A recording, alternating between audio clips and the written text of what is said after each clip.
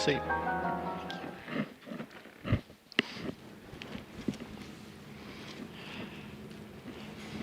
Good morning, El Camino College, and welcome to the candidate forums for the Vice President of Administrative Services position. Pleasure to be with you here today. My name is Will Llewellyn, and I'm the search consultant facilitating the process for finding your next Vice President of Administrative Services. This isn't about me, but sometimes people are curious, so I'm one of you. I spent 35 years in the California community colleges, and including serving as the superintendent president of the Hartnell Community College District in Monterey County. So the purpose of these forums, is to provide an opportunity to see the finalists for the Vice President of Administrative Services position and to learn more about them. The candidates will provide an opening statement where they will have an opportunity to say a little bit about themselves and why they are interested in the position. The candidates will then respond to questions submitted in advance by the college community, and thank you, college community. There was a nice showing in terms of the number of questions that were submitted, so thank you for that. The candidates will conclude the forum by providing a closing statement regarding their candidacy for the Vice President of Administrative Services position. And these forums are being live streamed and also are being recorded, and so I know that sometimes not everybody can attend all the forums in person, but you have those other opportunities because we're recording it. You can, if you can only attend this one, you can still watch the other ones. And I'll give you some information on that when we conclude about how that's going to work. And so it's my pleasure to introduce Dr. Carole Meagher. She's the Senior Director of Fiscal Services for the Palomar Community College District. Please join me in welcoming Dr. Meagher. Thank you. Thank you. So a little bit about myself. I am actually from the South Bay. I graduated from San Pedro High School a while ago, and I wanted to share with you all the things that I've been doing since then and how I plan to bring that back here to El Camino College. So after I graduated from Berkeley, I went into the private sector. So my first job out of college, I was the financial analyst for brakes for nuclear reactors. That was my first job. And from that experience, I worked in mergers and acquisitions, I worked in strategic planning, I did an IPO, and with that experience, what I learned a lot about was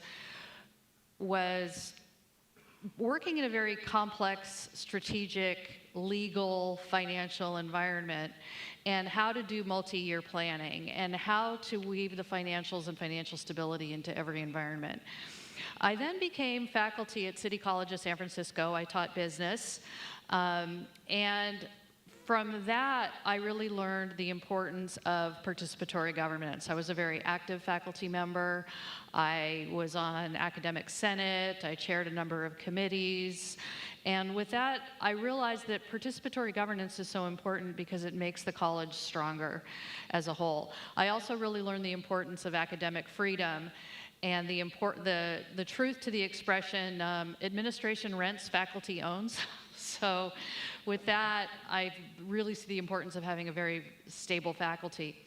I then moved into administration because I wanted to have a bigger impact on the institution. So my first job, I was the director of CCSF Extension, I also known as the Dean of the Side Hustle, because I was responsible for a lot of the non-apportionment state-funded programs, so private funding sources, private pay, certain number of grants.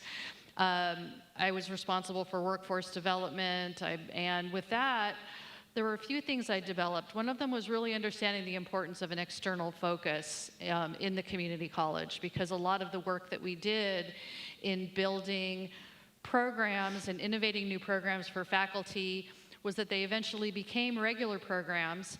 We also learned the importance of building support in the community for things like bonds and foundation donations and all the ways that we rely on and interact with our community. I also learned how challenging it is to get students jobs. It's one thing to say, okay, we have this program, employers are going to come in. It's actually really a lot of work, and so making sure that we're investing in getting students jobs. I'm currently the Senior Director of Fiscal Services at Palomar College, another very big, very large district. I'm responsible for accounting, payroll, budgeting, cashiering. I work with my peers in purchasing, IT, campus safety, and facilities. So I have hands-on experience in all of the work that you're asking me to do. My education, I have my undergraduate degree in political economics from Berkeley. And people say, what were you going to do with that? Well, what's interesting is that I learned about the political and economic systems that we need to navigate. And the jobs like this Vice President of Administrative Services, are very externally focused. And so having that knowledge will help me a lot in advocating for the things that the college needs. I have a master's in business with a focus on technology, and I have a doctorate in education where I studied writing programs. So that is where I'm at, and I look forward to telling you a little bit more about how I plan to bring that into the job. Thank you. The first question, how would you describe your leadership style, and how has it shaped the performance and culture of the teams you've led? So my first job as a supervisor, I was 23 years old. I was working for General Electric, and one of my employees had been with the company for 22 years, and when she got mad at me, she reminded me that she had been with the company since I'd been in diapers, and she was right. I couldn't argue with that. With that, I also tried to be the smartest. I said, well, everybody wants me to tell them what to do, so I need to figure out what they should be doing. And I realized after about a couple of weeks that wasn't going to work. And I realized that my job was to less about telling people what to do, and it was really more about making sure that my team has the resources that they need to do their job well. So when I look at leadership, I look at the situational leadership model, and I'm sort of doing this because you start with people who are unwilling and unable. And people who tend to be unwilling and unable, maybe they're very insecure, maybe they don't feel like it's their job. And so really focusing on training and development and making that available to bring folks along. There's a lot of opportunities at the state level at the Vision Resource Center that are free for employees, and I would really encourage, plus we're a college, you can take classes, right? So I would really encourage people to start stepping into the training that they want. The second is people who are willing but unable. So these are folks who really want to do things and they really want training. And so that's the opportunity to make sure that people have training and the opportunity to do new things and build new challenges. Then you have people who are able but unwilling. And what I find with that is often they're concerned about the politics of a situation. So they can do something, but they're reluctant to get into a conflict, or they're reluctant to address controversy. And so what I do with those folks is I try to work with them to make sure that I have their back in whichever way I need to do that. Then the final is people who are willing and able. So the good news is you can delegate to them, they get it done. The challenge is, where's their edge? Because they want to keep growing. So asking them, what's next for you? What do you want to do next? And how do you want to grow? And with that, the way I think it's shaped a lot of my teams is that it's really helped unify us as a group, because we're very focused on people's individual motivations. You know, I don't like the model of leaders and followers, because we're all leaders. Everybody's a leader. So people can take leadership in their own careers, people can take leadership in their own areas, and as a result, I think we have a really strong group when we do that. Thank you. The next question is, this division includes employees with very different roles, qualifications, and backgrounds. How will you effectively support, develop, and manage such a diverse team? So I described the situational leadership model that I would use in addressing people individually. I'm trying to decide how to answer this question because a lot of things that I do when I first come in to an organization. So we had a model at GE called a new manager assimilation and I did this at Palomar College, where I left the room and there were a number of questions with Post-it, and people would post answers to those questions, or questions like, what do we know about Carole? What do we want Carole to know about us? What do we want Carole to focus on in the first few months? Of course, I'm getting a good idea of that just reading these questions, as well as the research I've been doing. And that's a way of building kind of a group consensus on where we're going. Then, after that, it's understanding the people and the individuals. So, are people more outgoing or are people more quiet? Are people more hierarchical, or are people enjoying working more on a level basis? Are people more objective and rules-based, or are people more feeling and relationship-based? And so getting to know people as individuals so that we can, and also getting to know people's goals through the first of the situational leadership model, I think make sure that everybody feels really heard and people feel that their priorities are being met and that they're being supported. They know where the direction of the department is going, and they feel supported and coming along on that direction.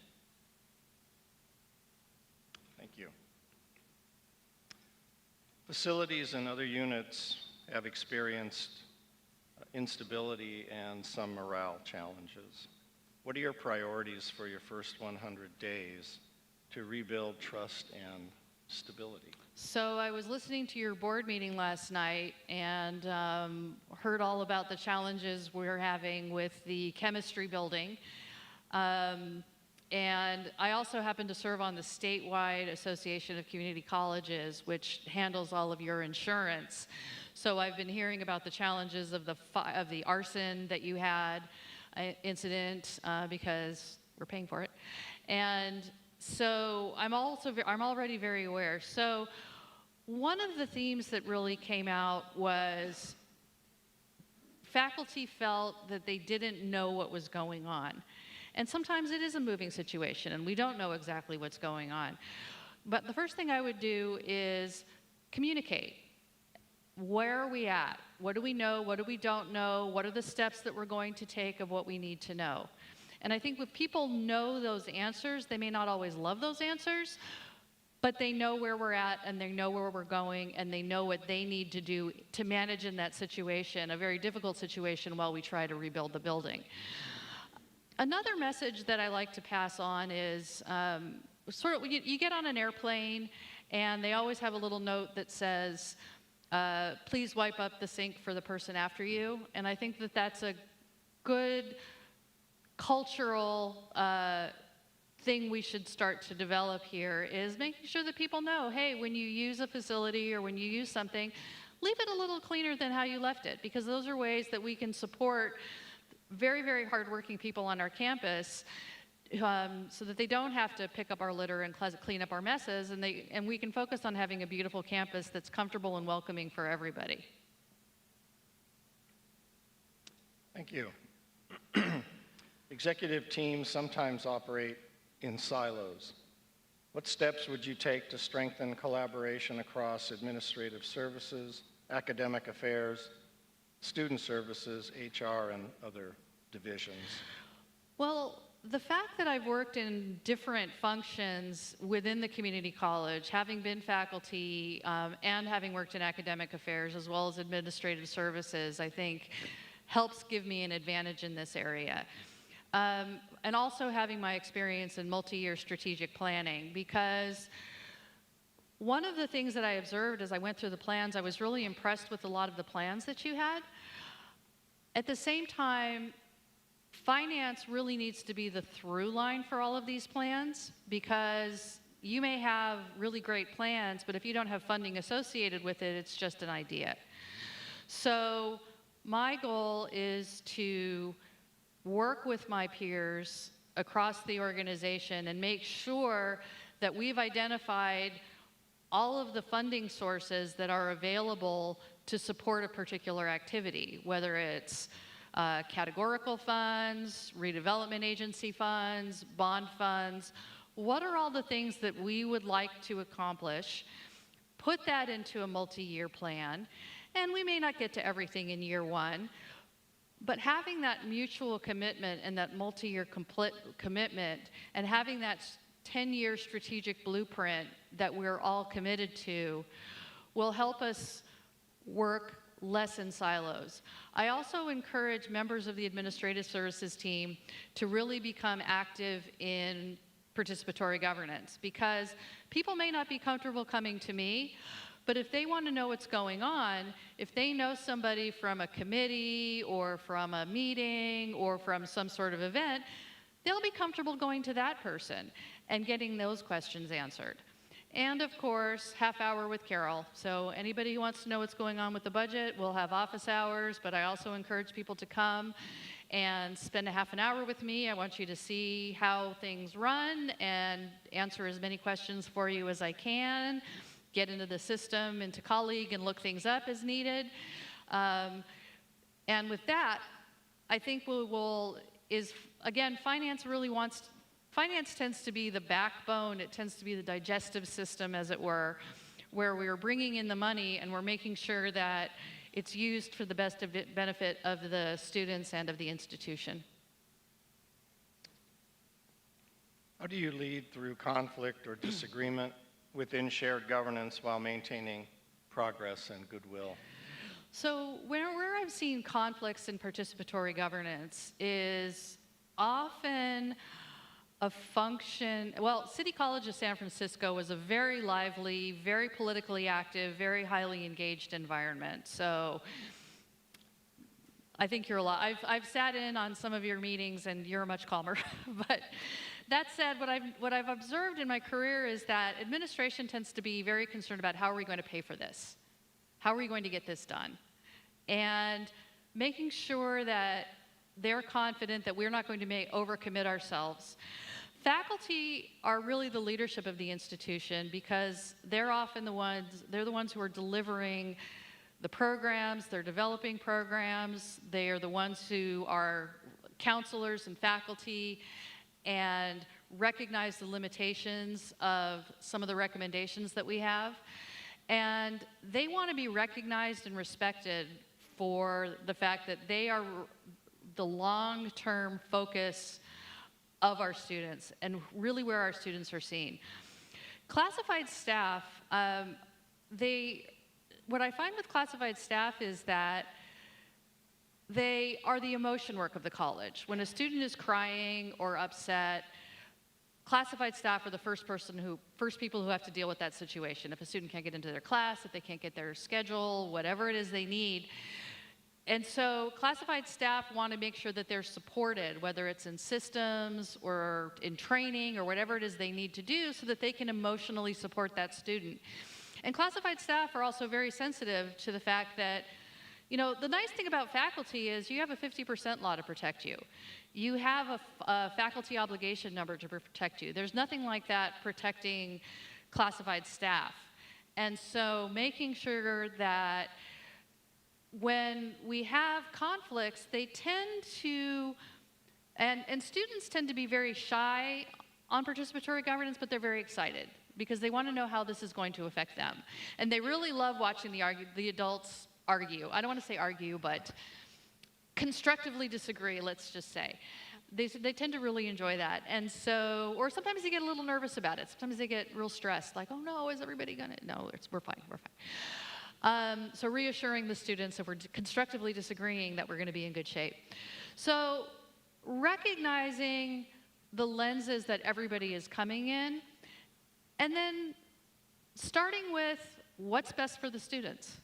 Because we all agree we're here for the students. And that's one of the things that I really appreciate about El Camino College, that you start meetings with the caring campus moments. I just love that. I just thought that was beautiful.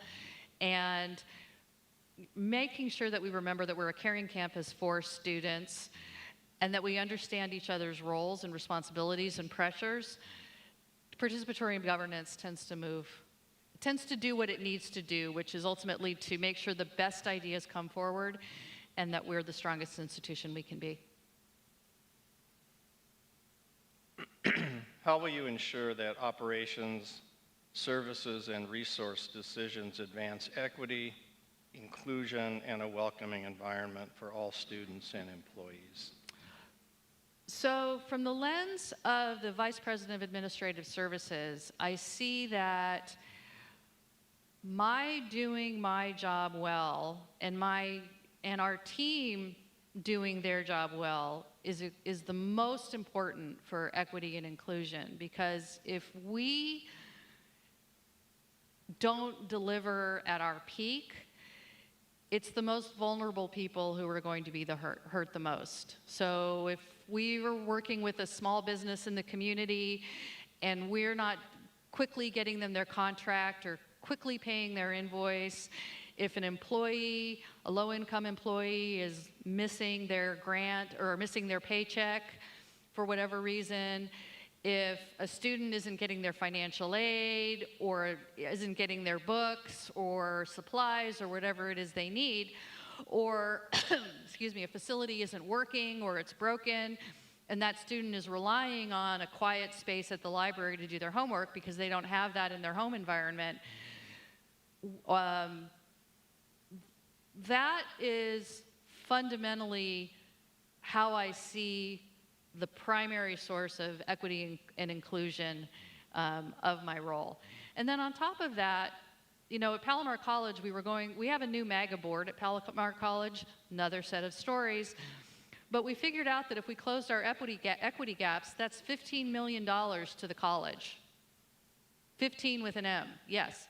And so we realized that we need to make sure that we are keeping equity and access to all members of our community, even the most vulnerable members of our community, at the forefront. And we have funding to do that. We just need to make sure that that funding is going into the right places.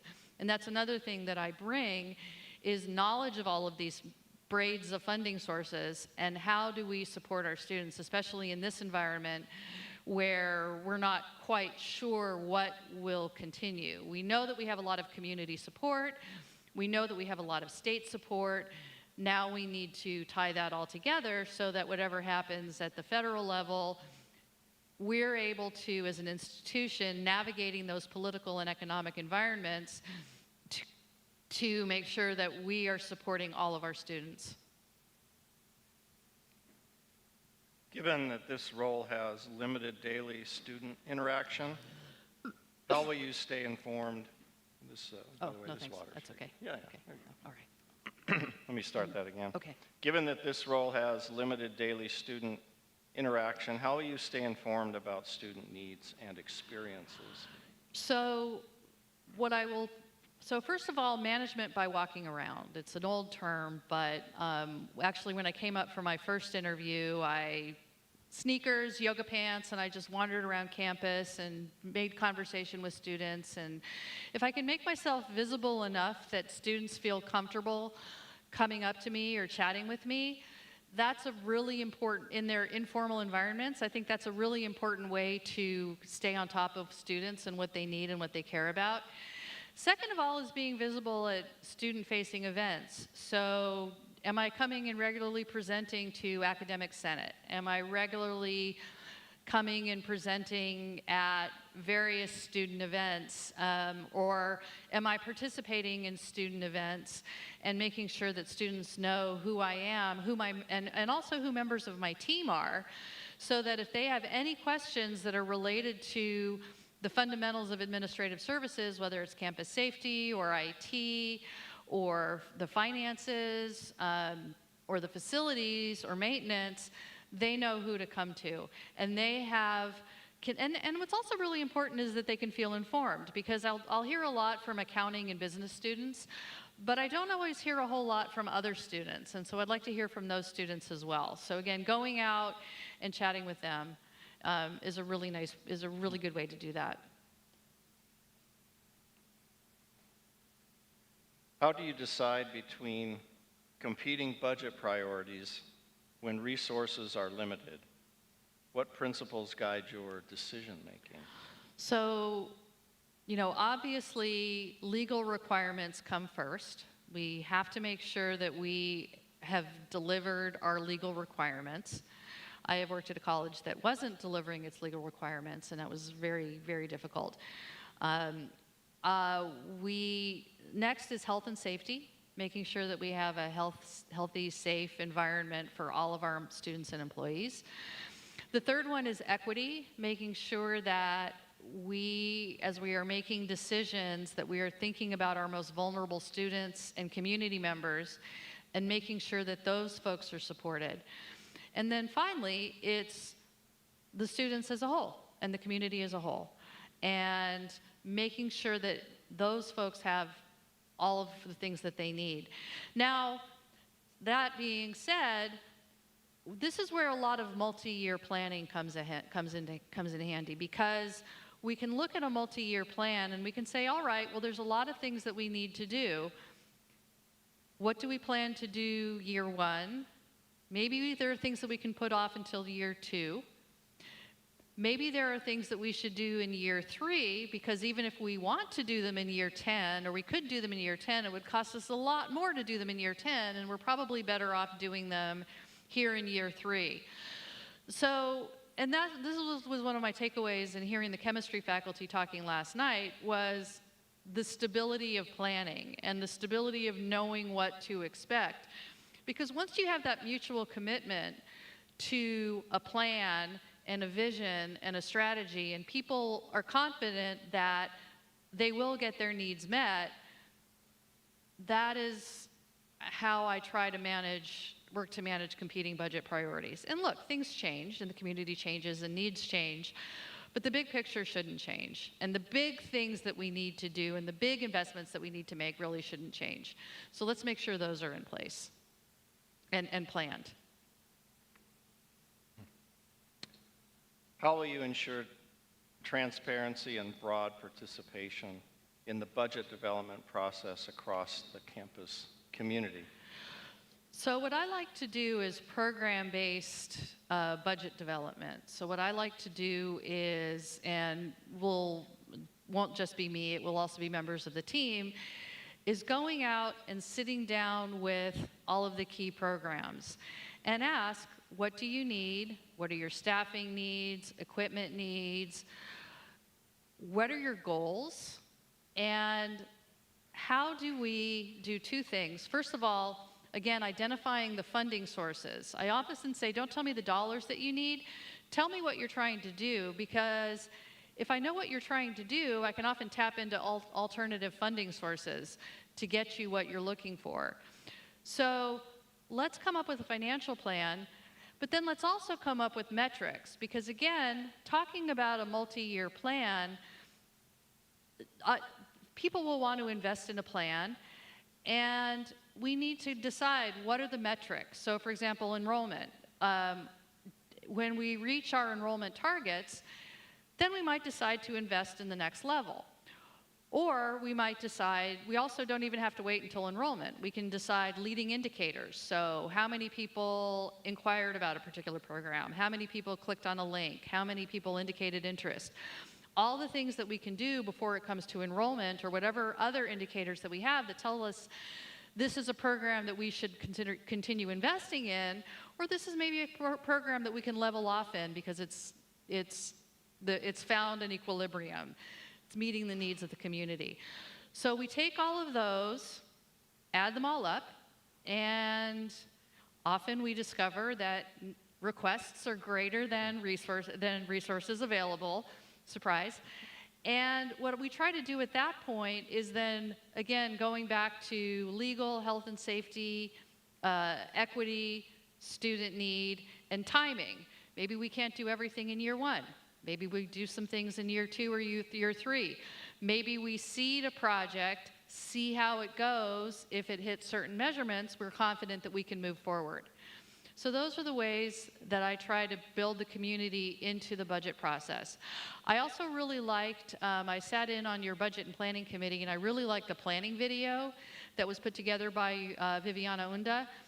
That I thought was a really powerful resource because it really trains people on what they need to do and how they want to be thinking about the budget so that everybody is part of the budget development process. Everybody understands what decisions have been made, and everybody understands where we're going. Again, you know, we often think about budgets in single-year increments, but our budget is a very long-term process, and our programs take a very long time.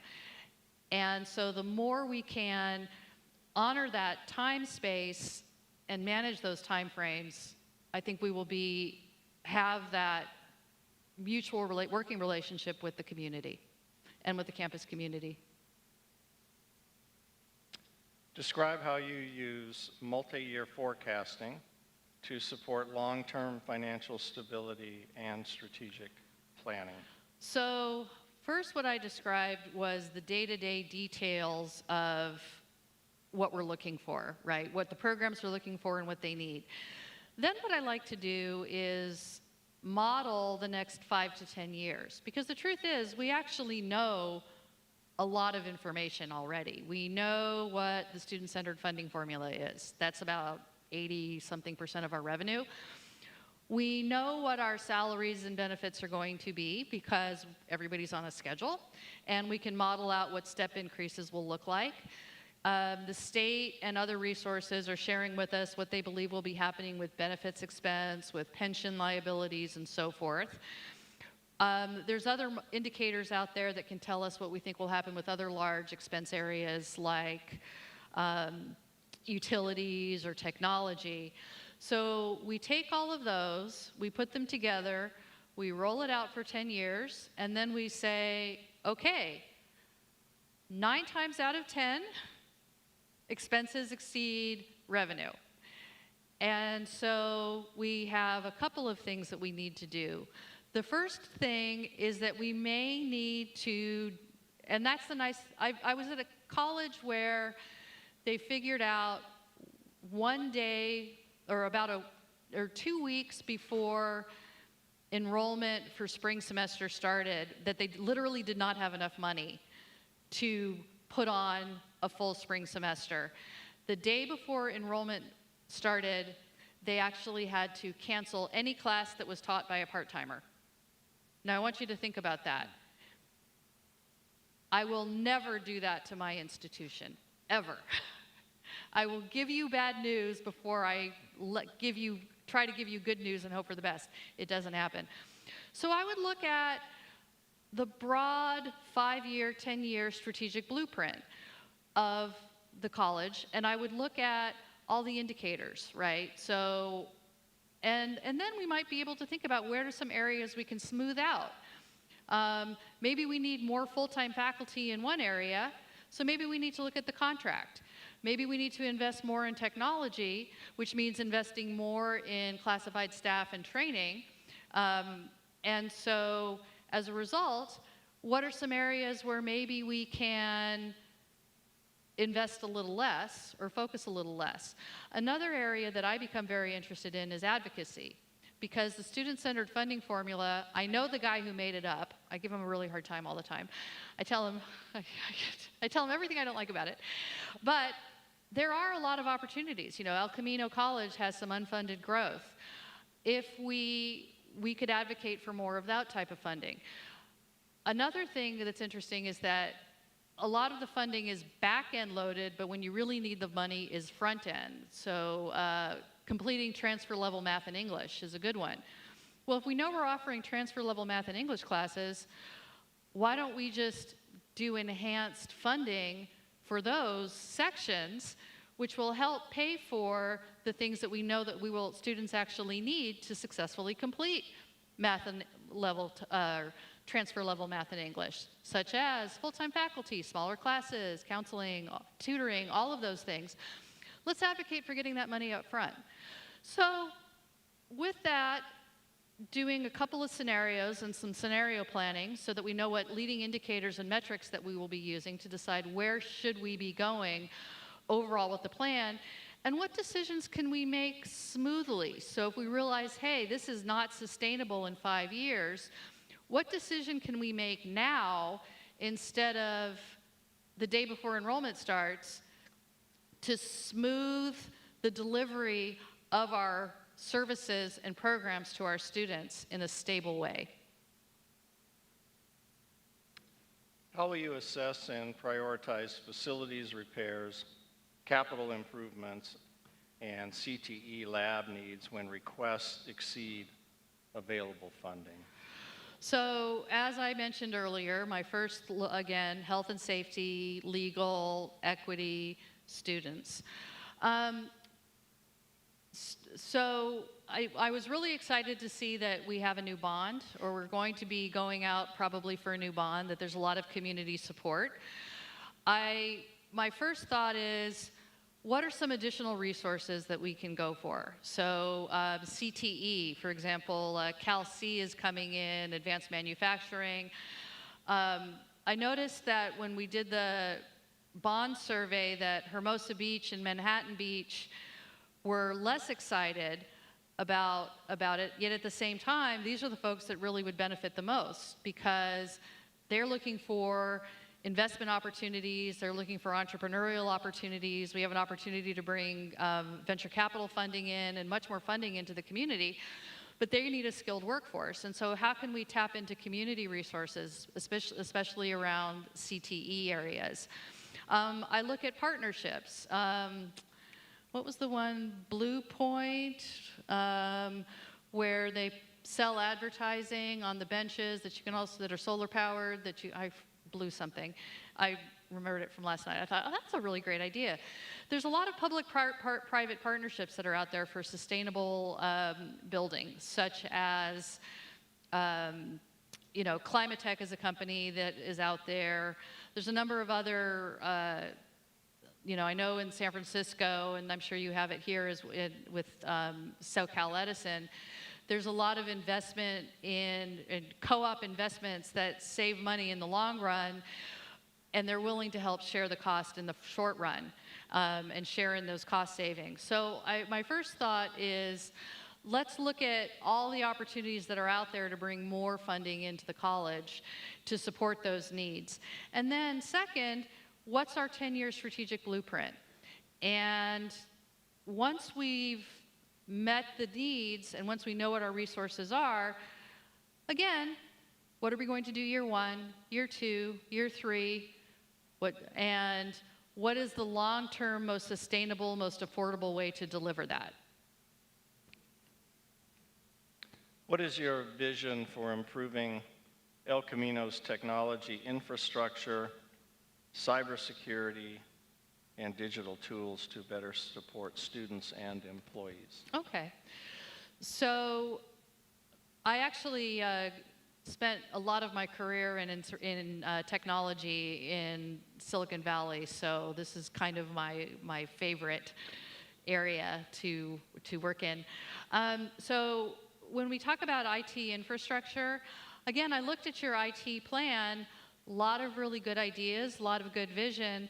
We need to make sure that we have invested the funds to actually make sure that we have the Wi-Fi infrastructure, the computer infrastructure, and so forth. So, making sure that that's written into the bond, making sure that that's written into redevelopment agency funds, if we're still tapping into those in this community, I'm not quite sure. And what are the other resources that we have to make sure that all of our, otherwise you can have a plan, but if you don't have funding tied to it, it's just an idea. And I like to say ideas are cheap, execution's expensive. So let's focus on those ideas.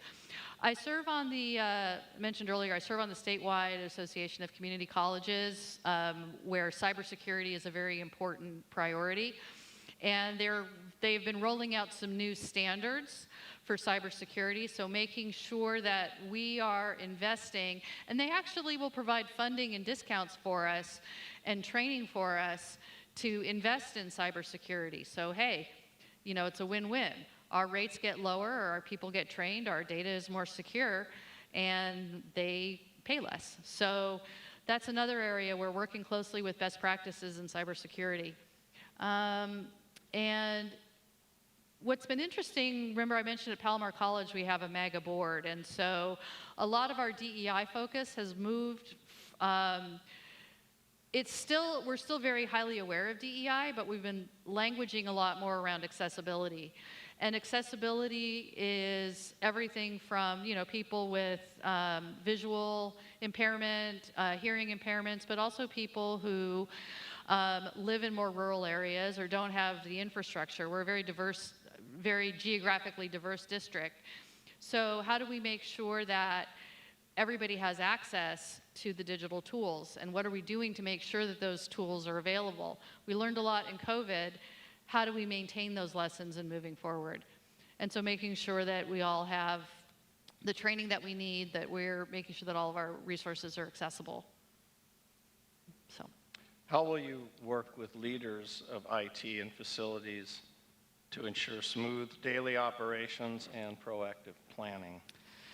Well, the 7 Ps, right? Proper, proactive planning prevents poor performance. So it's sitting down with IT and facilities, and again, and I'll use the word multi-year planning and funding is the through line. I think I'll just save time and just say, that thing, the magic phrase. Because what we want to do is say, okay, where are we at? So IT and facilities, both. What's the infrastructure look like? Where are products or services or equipment going to be end of life? What is it going to cost to replace it? What are alternatives to replacing it? We are on, I know we at El Camino, we're on Colleague. Do we want to move to a cloud-based system? Which means maybe we don't have to replace all of the servers and the infrastructure, but we do need to then invest in other aspects. And the cloud is not, it's not a panacea. There's still quite a bit of investment that you need to do to go there. So again, it's what is our multi-year plan? And then tapping into the resources that are available. So the state, have we applied for state capital equipment and state capital outlay plans? Have we written it into the bond? Do we have a private partner who is willing to prioritize investing in this equipment with us?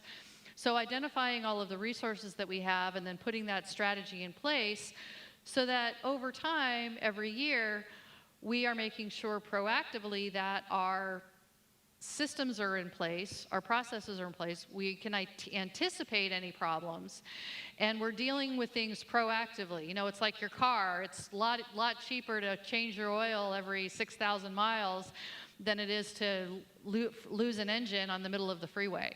So that is a lot of the principle that I will use, is staying on top of it. Campus safety remains a top concern. How will you work with campus police and community partners to build a safer, more welcoming environment? So, small world. When I was in high school, I was an LAPD explorer over at Harbor Division. And so that was a group where we all went through the police academy, a miniature version of the police academy. We would do things like traffic control, take reports on the phone. I would do ride-alongs where I would ride along with an officer who would go and take reports. And that was a really good learning experience for me. One of the things that I learned most important was that in campus safety, you really see people at their worst. You see people when they've just had their car broken into, they've just had their bike stolen, they've been hurt, and they're upset, and they're angry, and they're taking it out on you. And so just knowing that our campus safety, that I understand the importance of that. I've also, the day that I was wandering around campus, I saw there's a lot of people coming from the community onto campus. So we have to manage those relationships, because we want to welcome people on campus. At the same time, there are people who are struggling a bit. And so how do we make sure that those folks are dealt with safely and getting the resources that they need? at the same time, we also don't want to create an environment that is oppressive, especially for people who have been justice involved and don't like seeing people with uniforms. We also need to make sure that we have our protocol in place, because we know who has been real excited, and we've had some incidents at Palomar College actually, where they have the guys in the masks have been coming onto campus or near campus and making a little bit of trouble. So what are we doing? Do we have a plan, and do we make sure that everybody in campus safety and everybody in the community is aware of what their responsibilities are when an incident happens? And we rehearse. And I'm FEMA certified, and we would also have tabletop exercises as well, and invite, you know, building leaders and campus leaders and so forth to participate, so that when, you know, rehearsal, I think, is the best preparation for an emergency. So when something happens that we need to address, if everybody's confident and everybody's calm and everybody's prepared and everybody knows what to do, we're going to get through this safely. And so even when we're at our worst, even when we're scared, even when we're upset, we're going to get through this safely. So How do you ensure procurement and contracting are efficient, compliant, ethical, and aligned with institutional priorities? So really broadly speaking, it starts with the financial plan, because are these initiatives that were the big dollar initiatives, are these budgeted? Are these part of the overall institutional priority? Take it down a level, and now it's IT. Do we use technology like Planet Bids? Do we have a good contracts database so we can collect and analyze the information that we need, so that when we, you know, what are our relationships with LA County, because they have a lot of opportunities for new entrepreneurial businesses who want to come on and provide services to the college. What are we doing? If we have the systems and the budgets in place, we can very quickly and efficiently and ethically roll out opportunities, give everybody an opportunity to bid, collect those opportunities, very quickly respond, because small businesses don't have a whole lot of time to waste, get them their contract, get them get them working with us, and get their invoices paid. So in a lot of, you know, we used to use an expression at GE called speed, simplicity, and self-confidence. So if we can work quickly, if we have simple processes, and if everybody in the purchasing organization has the self-confidence because they know they're supported by the systems and the budgets and the routines to quickly work to get projects up and running, that also really will help us save money, because vendors won't feel, oh, well, we're dealing with, I mean, I'll tell you, we had a City College of San Francisco tax because we were took so long to deal with us that we knew everything was going to be 20% more. Let's not have an El Camino College tax. Let's be known as a really good, quick, and efficient business partner. And that also gives us the opportunity to work with a much more diverse set of vendors in the community. Because we can work with smaller, more diverse vendors than ones who are large and know how to play the game, as it were. What do you see as the biggest challenges and opportunities facing community colleges in the next 5 years? And how will you work with others to position El Camino College for success? So I think, so let's start, broadly speaking, when you look at enrollment, I think there's a couple of things pushing enrollment. One of them is, yes, families are getting smaller. There are fewer and fewer children graduating. So we may have smaller groups of high school graduates coming into the college. That said, unemployment is going up, and enrollment in community colleges is very cyclical. So when unemployment goes up, people come back for more training. So I think we're going to be monitoring and seeing where the enrollment is coming in and making sure that we're positioned.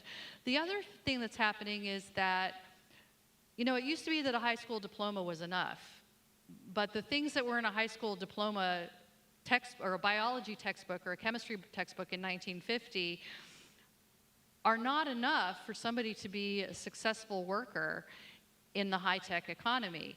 And so people need a lot of additional training because technology has advanced and specialties have advanced. So how do we in the community college level make sure that we are investing in the college and the infrastructure that we can, number one, as people are constantly needing retraining, having those programs available for people, and also rethinking who is our traditional student. Because if our traditional student is an 18-year-old living at home, that's not really going to be our traditional student. Our new traditional student will be a 35-year-old with 2 kids at home who's got bills to pay and kids to feed and medical needs and has medical insurance needs, and maybe being sponsored by an employer. So how do we change those models so that our students are actually supported in continuing to get the training that they need? I think there's, you know, people talk about, oh, well, you know, what's the value of a college education, da-da-da. Honestly, the people who are the loudest to argue are also the ones who are making sure their kids get a college education. So college educations are not going anywhere, and I think all of us recognize the importance of a college education, and I think we should continue to describe the importance of that to everybody else, and remember that, like I said,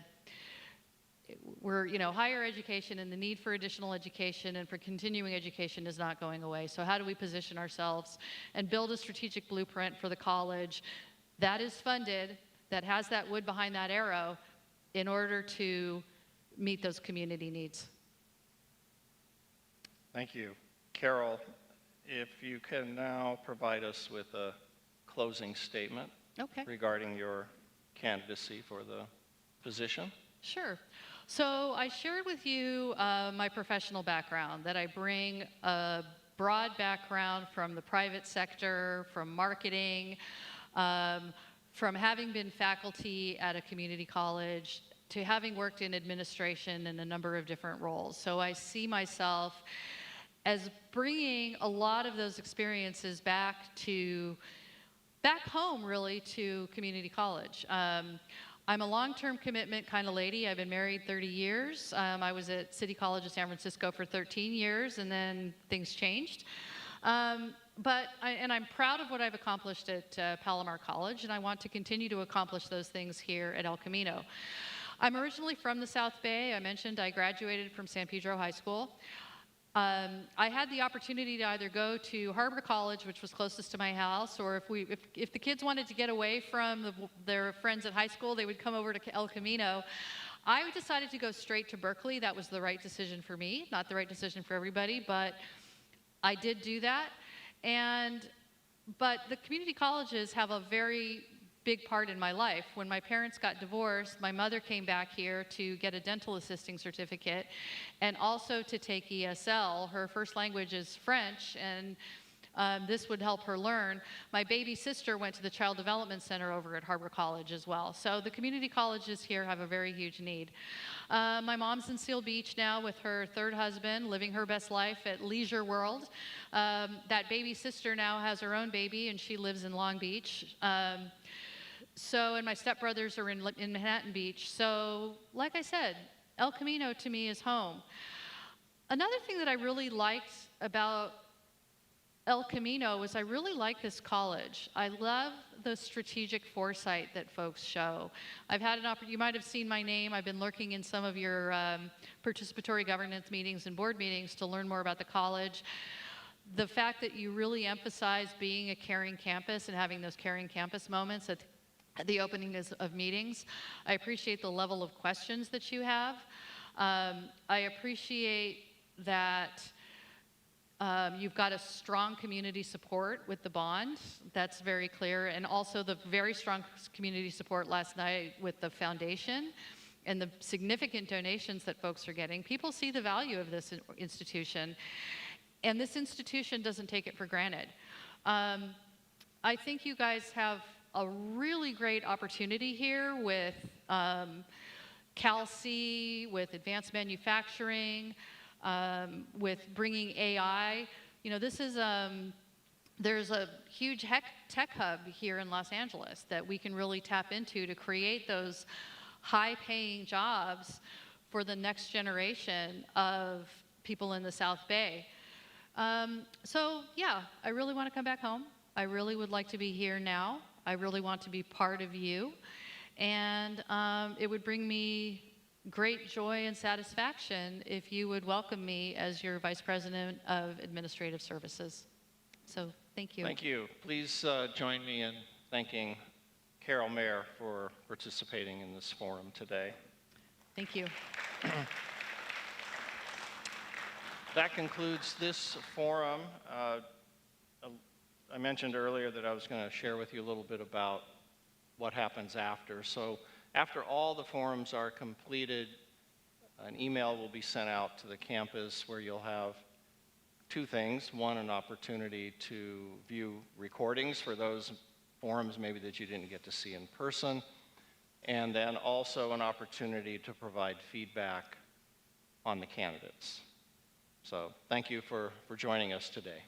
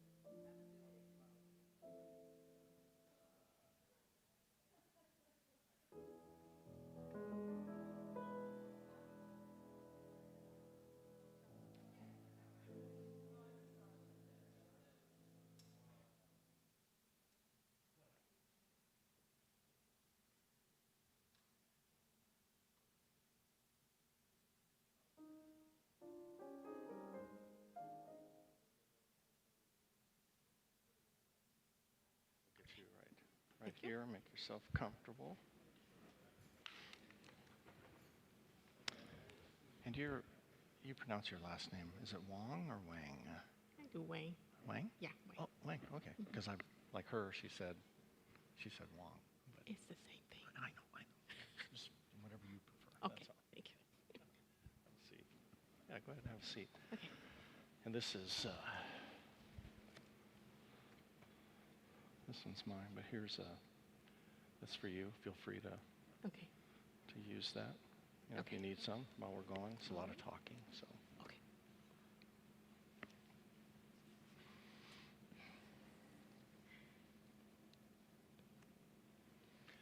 Good morning and welcome, El Camino College, to the candidate forum for the Vice President of Administrative Services position. Pleasure to be here, as always, on the campus. This isn't about me today, but usually people are kind of curious, who is that guy? So don't mind making a brief introduction about myself. I'm one of you. I've spent 35 years in the California Community College system, including serving as the superintendent president of the Hartnell Community College District in Monterey County. So the purpose of these forums is to provide an opportunity to see the finalists for the Vice President of Administrative Services position and to learn more about them. The candidates will provide an opening statement where they will have an opportunity to say a little bit about themselves and why they are interested in the position. The candidates will then respond to questions submitted in advance by the college community, and want to take this opportunity to thank the college community. There was a wonderful participation and submission of very, very thoughtful questions for the forums. So thank you for that. The candidates will conclude the forum by providing a closing statement regarding their candidacy for the Vice President of Administrative Services position. And these forums are being live streamed and are being recorded, and I'll say a little bit more about that at the end of the forum in terms of accessing that information, etc. So please join me in welcoming Jessie Wang, who is the Chief Fiscal Services Officer for the Pasadena Area Community College District. Thank you very much, El Camino community. My name is Jessie Wang. Thank you for your time to let me introduce myself to you. So as Dr. Llewellyn alluded to, currently I'm the CFO for Pasadena City College, the single college campus, just like you are, just a little bit west, or actually east of this campus. So collectively, I have about 18 years in the community college system, both servicing as an employee and also supporting from the outside as a consultant auditor. So over my tenure, it's been an exciting journey, and I've overseen many of the administrative services that we have today, including fiscal services, risk management, procurement, and transportation, you name it. There's many that we've worked with before, and also work closely, very closely with instruction and with student services together to support the work that you do as a college community to support our students. And prior to joining the system as an employee, I was a consultant and also an auditor for the system. So did that for about 8 years, growing up as a junior auditor all the way to a director. So lots of different experiences here, and I love, bringing in good practices to different campuses and help everybody grow. And a little bit about my education background. I have a bachelor in accounting from Cal Poly Pomona and a master in MBA in finance from Azusa Pacific University. So very much homegrown, local girl, and I love the education community, and this is why I'm here. So I'm looking forward to be able to bring my excitement, and also my creativity to help the El Camino community grow. Thank you. Thank you. Now we'll move into questions submitted by the college community. How would you describe your leadership style, and how has it shaped the performance and culture of the teams you've led? That's a very good question, because when my leadership style actually evolved around time, and it's through all the different learning experience that I engaged with my teams. So what I would say, and to sum it up, my leadership style is very much supportive and open-minded. So I support you in a way to help you grow, because collectively, all the work that you do, you're the backbone of this institution. By supporting you, giving you the tools, the knowledge, and the support to do the work you do, and that's how we can help this whole institution advance. And also, if I come back to openness, I'm very much open-minded in listening to new ideas, because I love new ideas. I'm never the kind of person that's just say, oh, let's just do the same thing that we did for the past 10 years. So I'm always looking for things, how we can do things better, how we can bring things more efficient, more transparent. So those are ideas I love to gain from my team, and also, any type of good ideas to help each other, and I'm all for that. So that's basically summing up my leadership style. And to support that, when I started with my latest journey at Pasadena as their CFO, I created a lot of opportunities for my team to do professional development, because there's a lot of interest in the team to grow and to advance throughout the institution. So we're working on a career path. We are doing some reorging, so then to create a path for our staff to grow from a junior level accountant all the way to a CFO. And also supporting them by identifying very key professional development opportunities, both inside the institution, also outside of the institution, but giving the staff member a chance to see what's out there, and then to gain information where they can bring it back either to their work or share with their colleagues. So, those are some of the things that they didn't get to experience before, and it's bringing a lot of excitement into the team, where, they think there's somewhere for them to go. Nobody should feel stuck. So when they feel stuck, that's where things, we're having a little bit more morale problem. But as creating opportunities, listening to our staff, that's, cater my plan or my leadership style to how to support them to advance. This division includes employees with very different roles, qualifications, and backgrounds. How will you effectively support, develop, and manage such a diverse team? Yes. So, first, how to manage them comes from understanding. So my first step would be let me understand the needs first. Let me understand the culture first. What are we dealing with? Although, from my institution and El Camino is both single college campus, a little bit very much the same size, but everywhere operates a little bit differently. So my first goal would be to understand what the needs are, and then how can I support you in crafting a plan that's catered to the community.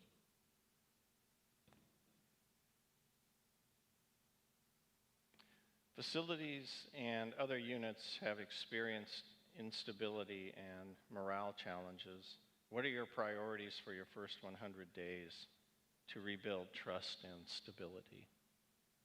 So that's a very heavy question. So first of all, I need to understand what is the root cause of the stability. For my 100 days, I will be having a lot of conversation with facility staff and leadership in that department to really understand what caused the stability. Why are we having a morale issue? Is it a personnel issue? Are we having a growth issue or compensation issue or union issue? What is it that brought us to where we are today? So that's what we'll be doing for the first 100 days. And then once I have a better understanding of how we got to where we are, then I can help craft a plan to bring us out of where we are. Executive teams sometimes operate in silos. What steps would you take to strengthen collaboration across administrative services, academic affairs, student services, HR, and other divisions? That's a very common theme in higher education, and I've experienced that in Pasadena as well. The way how I handle that, I will be coming after you. So that's how I would handle that. I will actually it came a long way for how we are today in the work that I work with at Pasadena. We are on cell phone basis, we're on text message basis. I will come after each division heads and to get ahead of the situation that we are. And because so much of our work is connected together. I mean, although as administrative services, we support the work for student services and instruction, but without understanding what resources we have and what the priorities are, I cannot support you in your work. So we have to be able to communicate and work together. So the first thing is, I will be coming after you. And then we'll be having a lot of conversation and a lot of planning session. I'm one of them that's not shy of reaching out to say, I saw this thing that's really exciting, and it seems to be a very great thing for this college. What do you think? And I'll be forwarding those information to you and to whichever department that I think it belongs to, and just say, temperature check. Have you seen this before?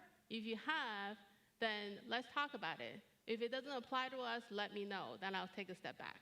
You know, just a lot of proactive reaching out, a lot of proactive planning. And, people may want to stay in their silos, but I will be reaching my arms into you to kind of take you out of that silo. I've been doing that a lot at Pasadena, so it's been, I have to say, I want to brag a little bit that we've been pretty successful on working out of our silos. Our vice president of instruction and I, we actually went to ACBO together, which is the Conference for Business Services. So most of the time you don't see instructional vice presidents there, but we went together because I thought there's a lot of good information that the instructional team would need to hear. And then lo and behold, there were a lot of good topics that were cross-division. And she heard it, and then we were able to strategize together. So when we went back to the campus, we can start putting some of those motions in place. How do you lead through conflict or disagreement within shared governance while maintaining progress and goodwill?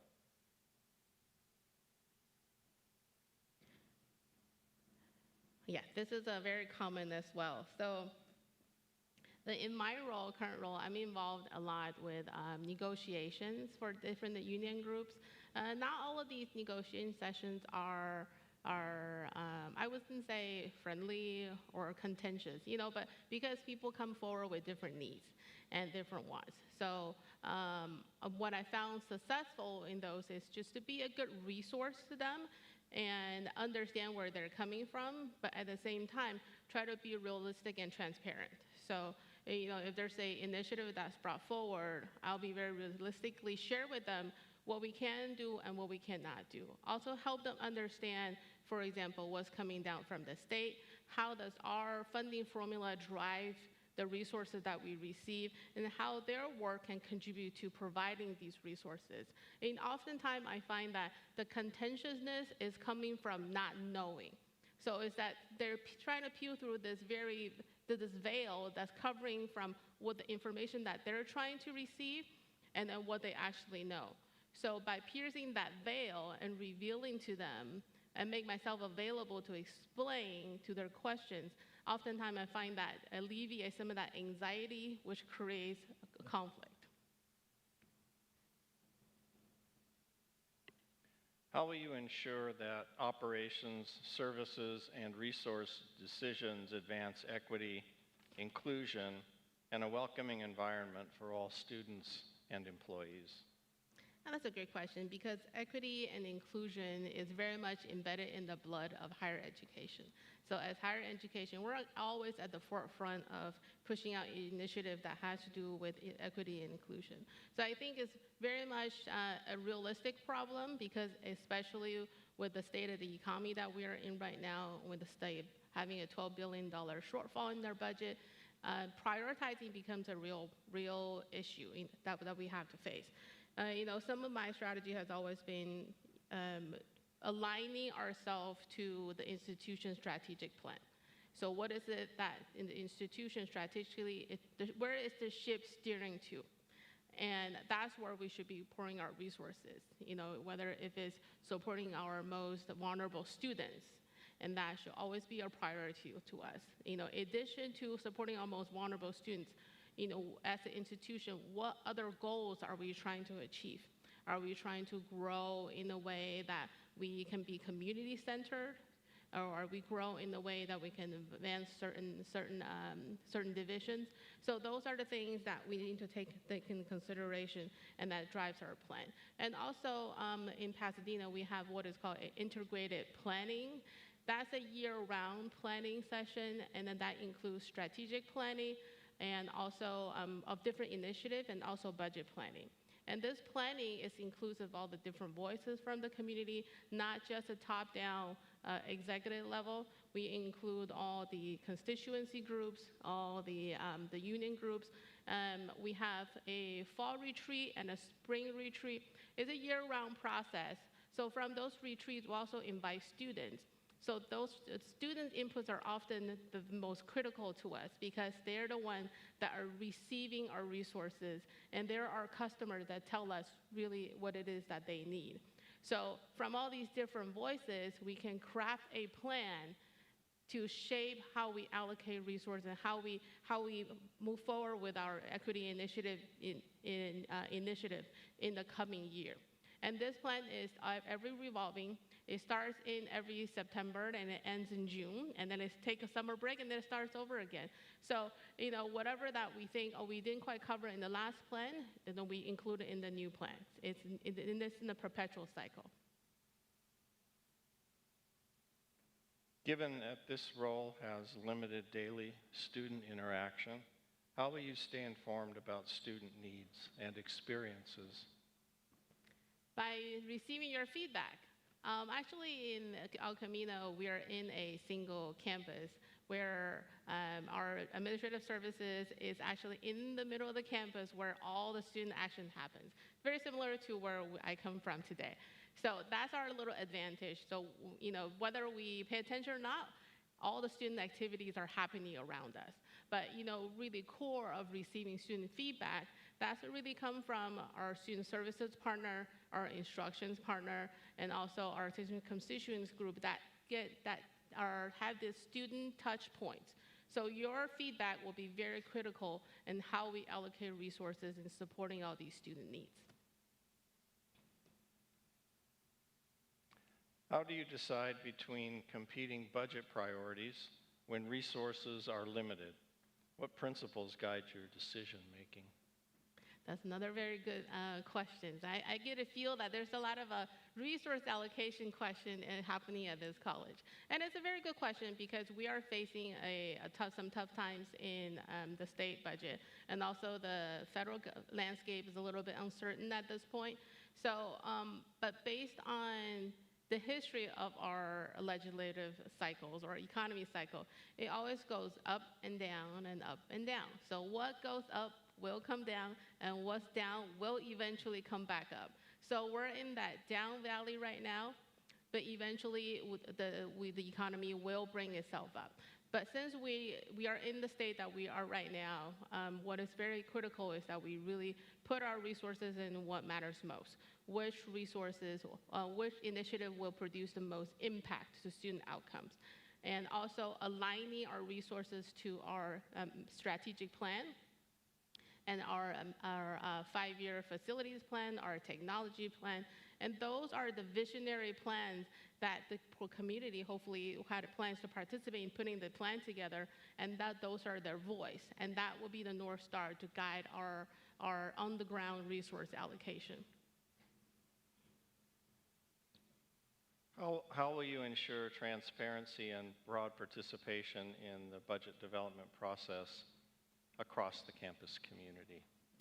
Oh yeah, so as I alluded a little bit in the previous question, so every college has their own integrated planning process. So the process that I came from is a very inclusive year-round process that is designed to include different voices. And it is important to do so not only because it is an accreditation requirement, and also it's important for us to cater our resources to the needs of the campus. So including including constituency group on the table to receive feedback, students on the table receive feedback, and then administration also to guide how we allocate these resources. And also we'll bring back information from what's going on in the atmosphere, what's happening in the state level, and what policy at the federal level, how that could impact us. For example, right now, this year, we had to deal with something that we never had to deal with before, which is the elimination of a lot of federal grants. So these federal grants, without them support for the programs that we have on campus, and it brings back to a campus level is how do we deal with this change? So collectively, we have to come together to decide which group to protect. Are we protecting program? Are we protecting the staff member? What is our priority? So these feedback comes and help us guide on how do we react when we have a change in the outside world that we have no control over, but it deeply impacts us. But at the same time, also, our planning process is inclusive of these different voices, and these different voices help guide us to where we go. Describe how you use multi-year forecasting to support long-term financial stability and strategic planning. Sure. So multi-year planning is important not only for our institution, it's important for any larger institution, because what we're dealing with not just to be able to maintain our doors open for this year, we also make sure that the decisions that we're making today will be able to put our best foot forward for the next 3 years, 5 years, 10 years down the road. So currently what I do is I do a 3 to 5 year outlook. And then as policies change, as enrollment change, we are constantly modifying those outlooks. And also, if there's any new initiative that comes in, for example, if we go out for a bond measure that's going to bring out outside resources to help out with our facility needs, and then that alleviates a lot of the resources that we would have allocated to infrastructure. So those things are coming into play, and this 3 year to 5 year outlook is on a continuous basis. It is constantly being modified, and it's being shared out. So one thing that I do often is, that I forgot to mention in the last question, is that in addition to spreading the word, is I do these things called budget roadshow. I really should be looking for a better name for it, because it's kind of lame. But really what it does is that every opportunity I have, whether if it's our integrated planning forums or in college hours, those are hours between 12 to 1, any opportunity that I have, I'll go on stage and be like, let me tell you about what we're feeling right now. Let me tell you about how our budget development process is happening. Let me tell you about tentative budget, adopted budget. And also I'll join the dean's meetings and committee meetings. We have these committee meetings where we come together each month to talk about the budget for the college and then receive feedback from the constituent group. So every opportunity I have, I go out there and then talk about budget, talk about finances, and talk about outlook and where we're facing, and then receive feedback. So those are all really good touch points that not only help me get a temperature feel, but also help everyone understand what we're dealing with financially. How will you assess and prioritize facilities repairs, capital improvements, and CTE lab needs when requests exceed available funding? This all goes back to allocation of resources. So when we have competing interests, then it always comes down to which initiatives have the most impact to the students. And of course, before we go that, actually we need to assess if there are any safety concern. So if any safety concern, if anything, things are falling apart, then obviously we need to address those first. But for things that are not a safety concern, but for improvement type, then we have to prioritize to see which one fits our strategic vision, which one fits into our facilities master plan, and then really we prioritize then that way to address the ones that are going to have the most impact first, and then we go down the list. What is your vision for improving El Camino's technology infrastructure, cybersecurity, and digital tools to better support students and employees? That's a great question. So technology is infrastructure is going to look different from every institution. So what works with this institution may not work for the next institution. So for my strategy is always to understand what you have now and how is it working for you. So if it's working for you, then great. But if it's not working for you, what are the needs? But the bigger vision is to make technology more accessible to our students or our employees, and to put more things, information at your fingertips that you can utilize to help with your work. For example, at my current institution, we partner with ITS to implement actually upgrade our self-service banner. So we're a banner school, and I believe El Camino is the colleague school, same provider. So we were operating in banner self-service 9, and banner self-service 9 already comes up with a lot of abilities such as updating your information, looking at class schedule, and for budget managers, they can review their budget to actual. So these are a lot of capabilities already, but then we went ahead and decided that to take a leap to upgrade it to banner self-service 9, from 8 to 9. So the difference is that self-service 9 is more secure. It gives us an opportunity to further hone into our security settings to make sure that we are better protected in our own cyber environment. So in addition to enhancing the tools that banner self-service 8 already provide to the user. So in self-service 9, the users are able to also look up their requisitions, to track which step of the requisition they're at. Oftentimes, people will wonder, okay, I submitted this order a month ago, where is it at? I haven't received my orders yet. So then they can go into self-service portal, click on the order that they submitted, and see in real time where is that. And I can tell them, oh, the purchase order hasn't been printed. Okay, and then now you can nudge the purchasing department. Or it says, okay, the warehouse already received it, it marked receipt. Okay, then it's probably somewhere sitting on the dock. Let me nudge our dock people. So it tells you where it is at. So it helps people to kind of take that guessing game out of it, and to really help them do their job. The same things as our budget managers. Oftentimes we require the managers to understand where their budget is at, to monitor, especially if you have a grant, you oversee a grant, to monitor where your grant spendings are, so that you spend it on the allowable things and you don't go over the budget. So, but in order for them to do that, they need to have the tools. So in banner self-service 9, they can run real-time budget to actual reports. It shows them what's the proposed budget that was submitted to either the state government or to the federal government, how much they've spent in each of the category, if there's any pending orders that will show up on the encumbrance column, and how much resource they still have available.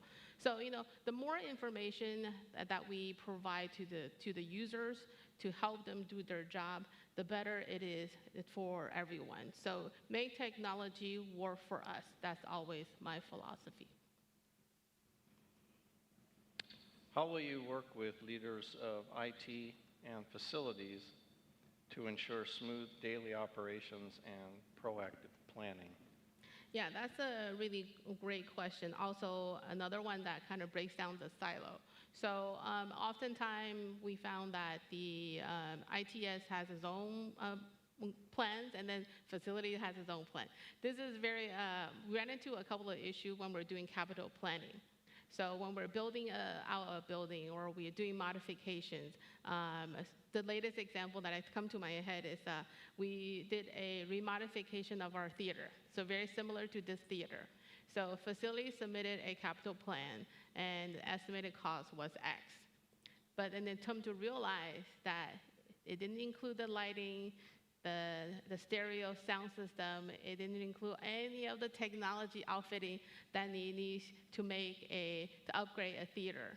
So we went back to the drawing board and included brought ITS and facilities come together so they can talk with each other and see, this is what we think that needs to happen for an upgrade of a theater, and then this is it doable from a facility standpoint to include that in the scope of the work. So having the two of them brought together and then work with them so then they can work with, everybody who have this grand plan. So having the both of them together, so then letting them know both of your plans together is going to blow our budget. So then they can know, okay, so together we can scale back a little. So maybe I will scale back on here, and then they will scale back on here. So together they stay within the capital allotted budget. And then we formulate a project plan, a project scoping, put it out there for the vendors to bid on. So, really just de-siloing the divisions and helping them see that their work actually affects each other, just not themselves. I mean, oftentimes a lot of their work they can do it independently, but when it comes to structural, when it comes to capital, a lot of times they interface quite a bit. So just bring them together, helping them understand. Campus safety remains a top concern. How will you work with campus police and community partners to build a safer, more welcoming environment? Yeah, that is, as an open campus, that's a real issue because it really comes down to providing campus police the tools that they can to do their job to protect the students and the employees, but also helping the community feel comfortable with the tools that we're giving them. So some communities are more sensitive in arming our police force, and some communities are less sensitive in that. So it's really a temperature check to see where the comfort level is, but what's most important is to help everyone to understand that in order for our officers to do their job, then they need to be given the tools for them to do that. But at the same time, also send our officers into trainings. So actually, a real difficulty with police officers is very difficult to recruit police officer on a campus because it's just that the scope of work is not oftentimes what police officers are looking for. The bandage package are different from a city or a county police. So attracting talents to our campus police oftentimes becomes an issue. So in my current institution, we ran into the same problem, and then we actually proactively thought of a pathway. So since we're having problem recruiting, then we identify a few candidates that are at the hearts of the right place, and then they have a lot of potential, and then send them to police academy so then they get trained. So it's a piloting program. We have a couple of trainees that are going through that program. The goal is to train them and give them the tools and the techniques so then they can be equipped with the knowledge when they graduate to come back and then secure our campus. So a lot of different ways to, creatively to help our officers feel safe, and then give them enough resources and manpower to do what they do, and also help our community feel comfortable with the tools that we're giving to the officers. How do you ensure procurement and contracting are efficient, compliant, ethical, and aligned with institutional priorities? Yeah. So procurement and contract is, there's many different ways. So from the procurement aspect, a lot we can leverage technology. So if we set up our technology correctly, then most of the purchase order can be processed and tracked using our, the ERP system that we currently have. When it comes to contracting, is really staffing knowledgeable contract specialists, the folks that understand the contract, understand the law. When do we need to go out for bidding? When do we not need to go out for bidding? Understand the parameters, so then they know when to go out to, they know the law, so then what they have to go work with to protect the institution and protect the integrity of the process, but also knowing when they don't need to, so then it doesn't slow down the process. For example, for procurement, for contracting facilities, a lot of times we go, there's different ways that we can facilitate that process. Oftentimes it takes a long time from bidding to constructing and then to finding a capable vendor. So, some of the things that we can do to facilitate that is to come up with a pre-qualified list. So a lot of different things, but they can't get there unless that we have the staff that knows how to do that, understand the rules, and understand how to work within the rules. So it just comes down to training. It comes down to utilizing our existing ERP system to the fullest extent of its capability, and also equipping our staffs with the necessary knowledge so they know when they have to spend more time on something, or they can create a different process to facilitate, to make things move faster. What do you see as the biggest challenges and opportunities facing community colleges in the next 5 years, and how will you work with others to position El Camino College for success? For the next 5 years, that's a really good question, because the next 5 years is going to be very tricky. Depends on how our federal landscape shapes up, because we're only in year 1 of the new leadership in the federal government, and a lot has changed. So I expect a lot more will change in the next 3 years.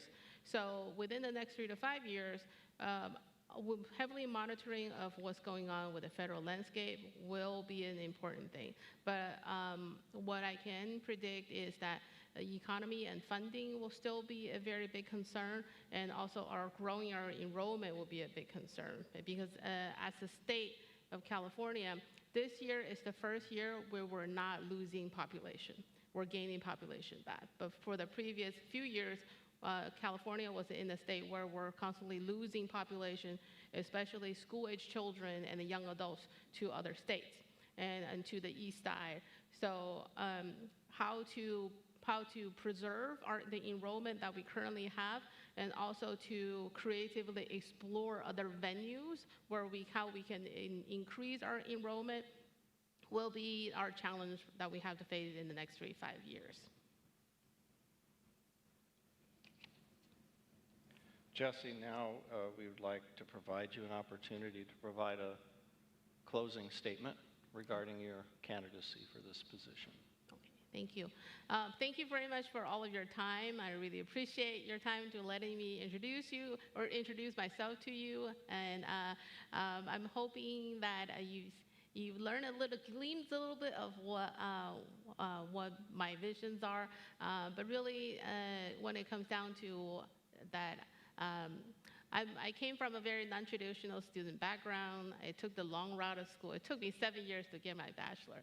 And during the meantime, I experienced food insecurity, housing insecurity, financial insecurity, all of these different things that the students that we service often experience. So I walked the path that they've walked before. And I deeply believe what education can provide to us, because I've gone through it, I deeply believe in it, and I'm a living case of what it could be. So this is my moment to give back. I'm really hoping that I can bring my skill set, innovation, creativity to make a bigger impact, and then bring that to El Camino. So thank you very much for your time. Please join me in thanking Jessie Wang for participating in this forum today. Thank you. As I mentioned earlier, I wanted to provide a little information about what happens from here. So upon the conclusion of all the forums today, a communication will go out that will provide a couple of pieces of information for you. One is a link to the recordings for those who were not able to either watch it live or else be here in person. And then there will also be an opportunity for you to provide feedback on the candidates from these forums. So thank you for participating today. That concludes this forum.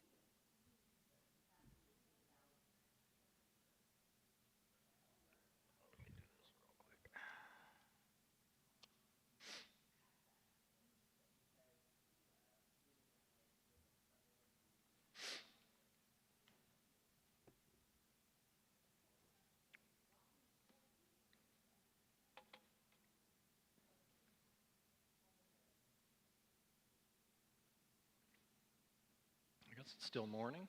Good morning. And welcome to the candidate forums for the Vice President of Administrative Services position. Always a pleasure to be here on the El Camino College campus. This isn't about me today, but I always like to do a little brief introduction because sometimes people are curious, who is that guy? So my name is Will Llewellyn, and I'm one of you. I served the community college system in California for 35 years, including serving as the superintendent president of the Hartnell Community College District in Monterey County. The purpose of these forums is to provide an opportunity to see the finalists for the Vice President of Administrative Services position and to learn more about them. The candidates will provide an opening statement where they will have an opportunity to say a little bit about themselves and why they are interested in the position. The candidates will then respond to questions submitted in advance by the college community. And I want to take this opportunity to thank you, the college community, for submitting questions. We had quite a few submissions and really appreciate that. They were very thoughtful. And so thank you very much for taking the time to do that. The candidates will conclude the forum by providing a closing statement regarding their candidacy for the Vice President of Administrative Services position. These forums are being live streamed and are being recorded, and I will say a little bit about that at the end of the forum in terms of what's next and where you can find those recordings, etc. So we'll cover that at the very end. So at this time, please join me in welcoming Stephanie Slagan, Assistant Superintendent, Vice President of Administrative Services and College Advancement for the Palo Verde Community College District.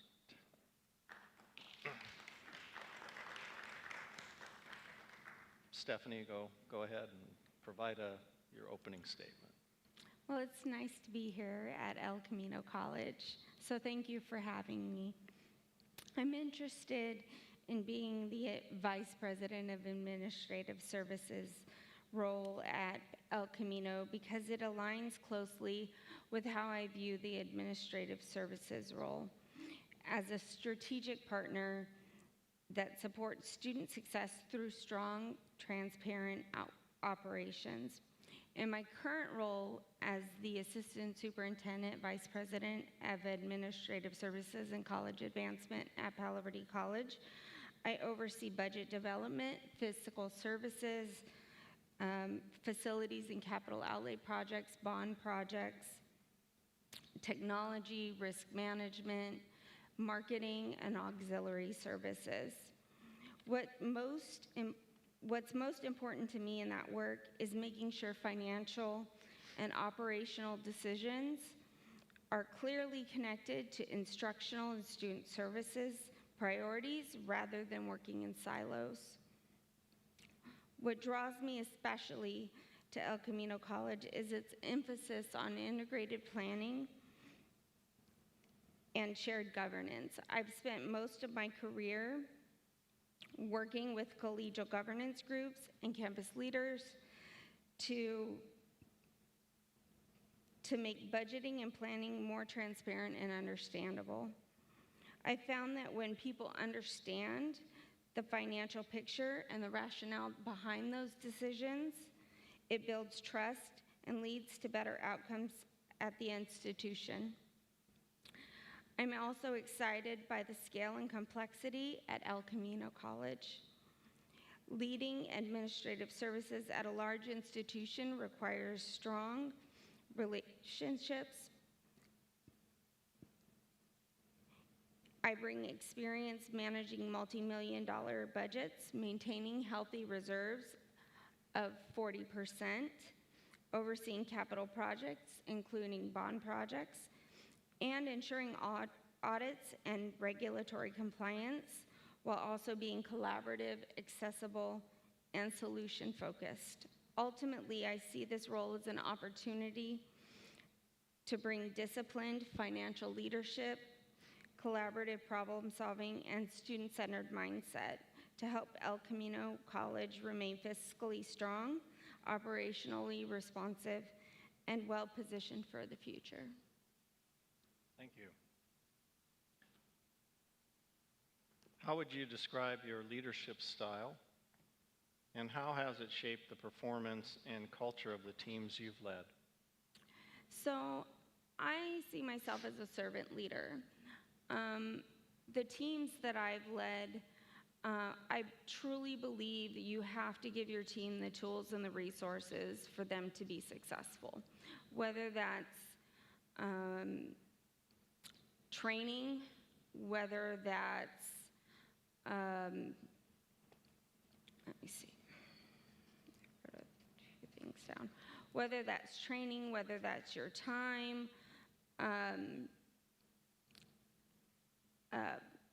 it's whatever they need, whatever resources they need to complete their work. Examples of that is in my fiscal services department, we have sent people or different positions to different conferences that really have benefited. We have sent our director of procurement to CAPO, which is the California Association of Public Procurement Officials. That gives them the legal outlay for purchasing. We have sent our executive director of fiscal services to ACPO Institute 1. Those are all trainings to prepare them to fulfill the roles that they have to do on a daily basis. That makes them more confident and successful. You have to invest in your team. And by investing in your team, there is nothing they can't do. And you have to be their biggest cheerleader. For maintenance and operations, you have CCFC, where they are going to pick up the Community College Facilities Coalition. And then for information technology, you have CISOA.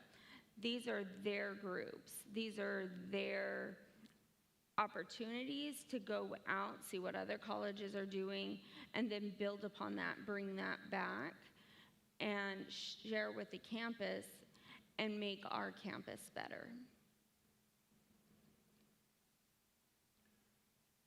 This division includes employees with very different roles, qualifications, and backgrounds.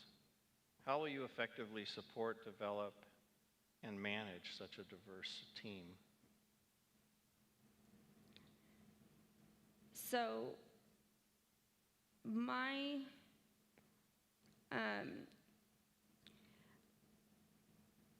the way I like to run things is having ongoing meetings with division managers. I believe that is essential to success. We don't just meet alone with me, although they do meet alone with me ongoing. But I feel that it's important that all the managers underneath me meet as a group, because some of those meetings help with the planning across departmental needs. An example of that, if you're installing furniture, if the furniture is moving in the classroom and we have to move computers and there's no wiring, then that needs to know IT has to come in and move. So those would be an instance where IT and maintenance would come in and work together. But if IT doesn't know what M&O is doing, they can't plan together. There's some times where the audit has to cross departmental lines too.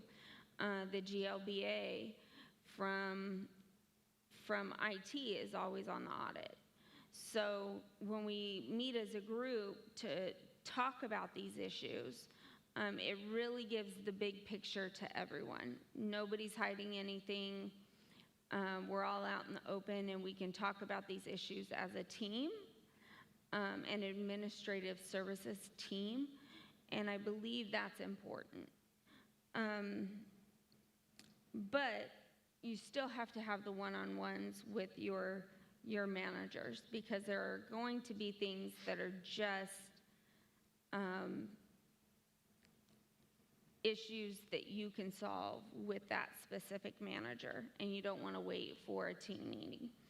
I do believe in the chain of command, but I will meet with a classified employee if there's issues that need to be solved.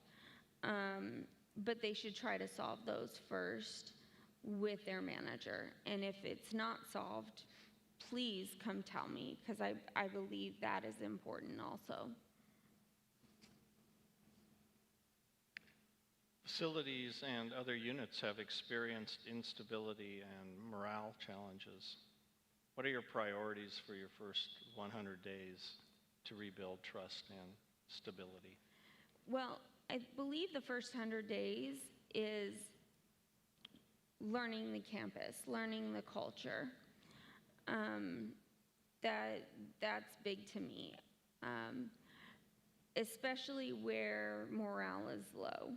I'd like to meet with the director that oversees. I would also like to meet with the staff in those departments. To try to get a lay of the land. Why are the issues? What are the issues? Are they small? Are they big? Did they happen over time? Because you can't just fix something overnight. You have to fix it little by little and regain the trust of the employees. Because if they've lost trust in either administration or their manager, then we have to find out how that trust was broken, and then start to regain and build that trust. But we have to do it in a way that is going to build long-term trust. You can't just fix one issue and then boom, trust is back. You have to do it over time, and so there are a lot of things that we can do to fix it, but we need to know specifically what's going on in those departments so that we can start to fix it over time. Because if you rush into things to try to fix something in a week, it's not going to happen. So over those 100 days, I want to learn the staff who is reporting under the administrative services umbrella, and then talk to the managers in those areas, and then talk to the staff. What is the climate? What could we do better? I don't want to implement changes that are not necessary, but if there are changes that could impact in a good way, then those are changes that we may not need to, or those are changes we need to implement. Executive teams sometimes operate in silos. What steps would you take to strengthen collaboration across administrative services, academic affairs, student services, HR, and other divisions? Well, I think your mission is wonderful. It's all about student success, innovation, and putting students first. And my budgeting style is innovation, putting students first. So there shouldn't be silos. I think we need to make data-driven, informed decisions. And everything that's coming out of the Chancellor's office, their categorical funds are centered around student success. And that's what we should be budgeting for.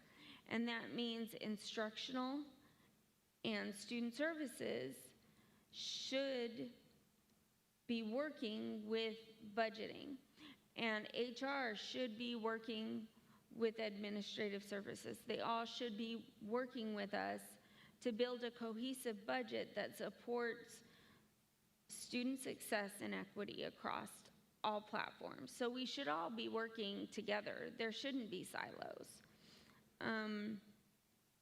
But we also have to be realistic and say there's only a certain amount of funds. So we always prioritize people first at the beginning of the budget. But in looking at your budget, there are a lot of categorical programs. And so one of the first things that I would come in and do is, are we spending the categorical programs in the year that we receive them? Because that is a big thing. If you're carrying over categorical programs year after year, why aren't we spending them on students? Do we not have the students that meet those needs, or are we just holding the money back? So that would be my question. But doing a deep dive into the budget and then working with instruction, student services, and human resources, saying what are your needs, and then working through the collegial governance structure to say, okay, what needs are there? Do they fit into the strategic plan? And then working them into the integrated planning.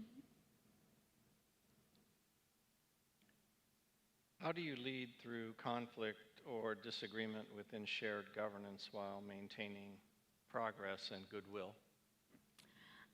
I think you're always going to have a little bit of disagreement. It's how you handle the disagreement that is the way out and potentially moving through. I believe you have to find the common threads.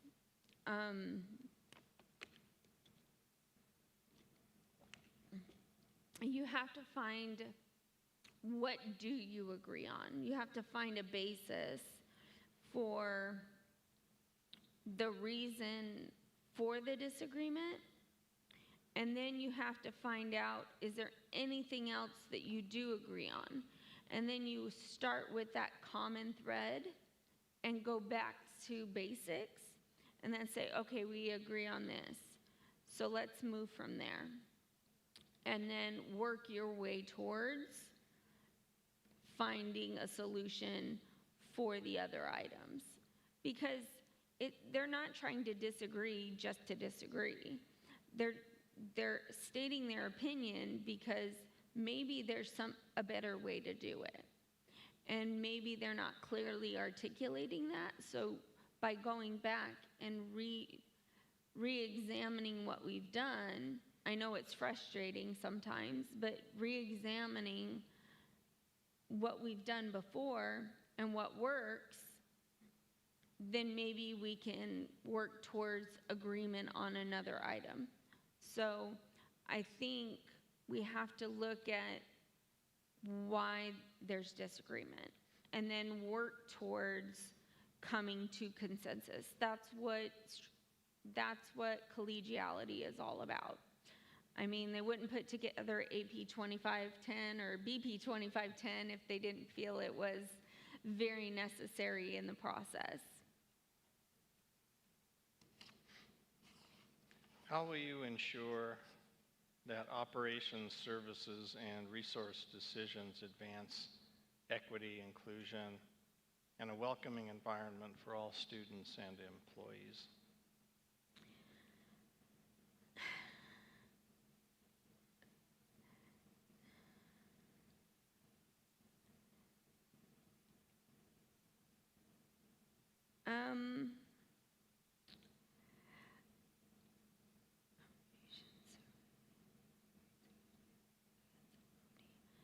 So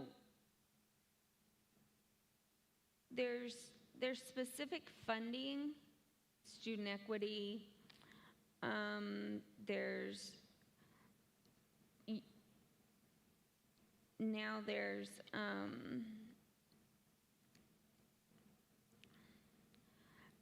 there's student equity funding, there's some other funds that you can use. But different decision, that's why there's a Student Success and Equity Committee. And I truly do believe in the work of committees.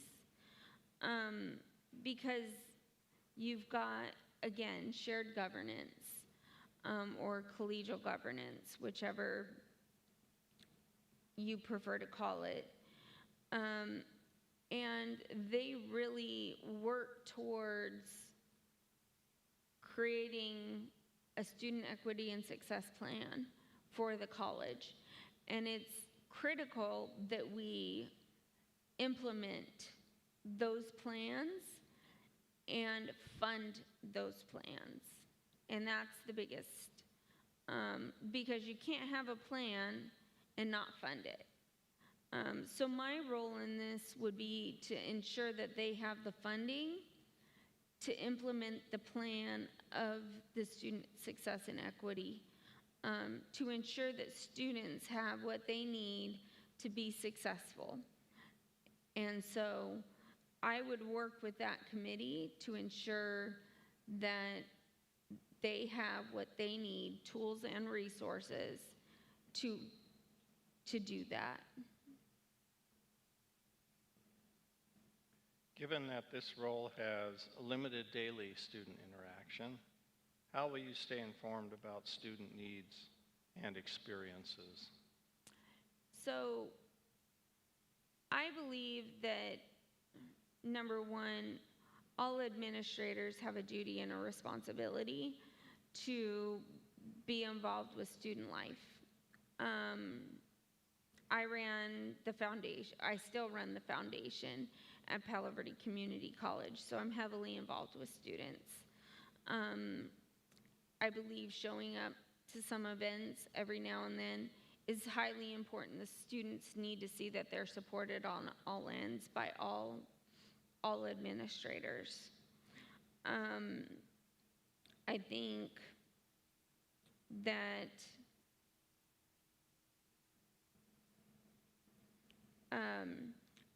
working with the VP of Instruction and the VP of Student Services is going to work in our favor, as we have to be able to communicate regularly so that we can ensure students have what they need to be successful, whether that's using lottery in the classrooms, upgrading classroom equipment to make sure the teachers have what they need, so that the students get their best education, or whether it's EOPS needing books, DSPS needing adaptive equipment.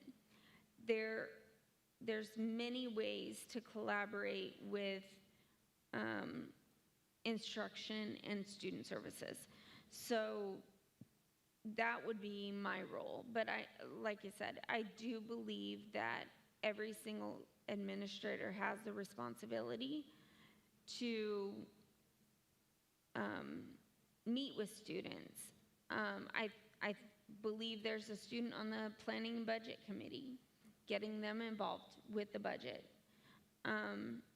That should be very transparent.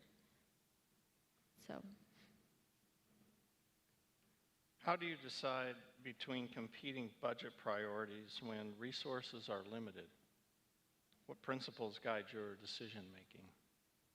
Well, the planning and budget process is a collaborative one. It's not just me sitting in a room saying you get funded or you get funded. It's a collaborative process with the Planning and Budget Committee and Cabinet. So for me, in my own departments, it's, does it impact students? That's my number one concern, is does it impact students? Number two is health and safety. Those two issues alone are top priority for me, because those will impact our entire campus. So usually when I see those two things, I will advocate for those two things. But there has to be well-reasoned. Were they in your program review? Is this the first time anybody's ever mentioned it, and is it in any planning documents? If that's the case, I'm gonna take a double take, because if it's something that just come up, unless there's extenuating circumstances, there's a fire, there's something happened and we had to add it to the budget, but it should be in your planning documents, your program review, your strategic plan, your educational master plan, your capital outlay plan, technology plan, those type of things. But if it's not, there better be an extenuating circumstance as to why it's not in your plan, especially if it's not health and safety. But students, it should benefit students. How will you ensure transparency and broad participation in the budget development process across the campus community? So, I believe in shared governance, as I've stated before. I believe sharing openly in the budget planning committee the whole process, including inviting them to the governor's budget workshops. I believe that's integral for, because I think they should hear it straight from School Services of California, ACA, ACBO. I think opening that up to the budget committee allows them to hear it when I hear it. So I'm not just bringing back information, they're learning it in real time. I also like to send campus emails during staff meetings. I want to be as open as possible. This information isn't hidden. We post it on the website, same thing as audits. Audits should be open, transparent. Everyone on campus should see them. Because with open and honest transparency, it builds trust with the community. It builds trust with the campus community. It builds trust with our students and our board. You can't have, there can't be any secrets. You can't hide anything. These numbers should be open, honest, and accessible.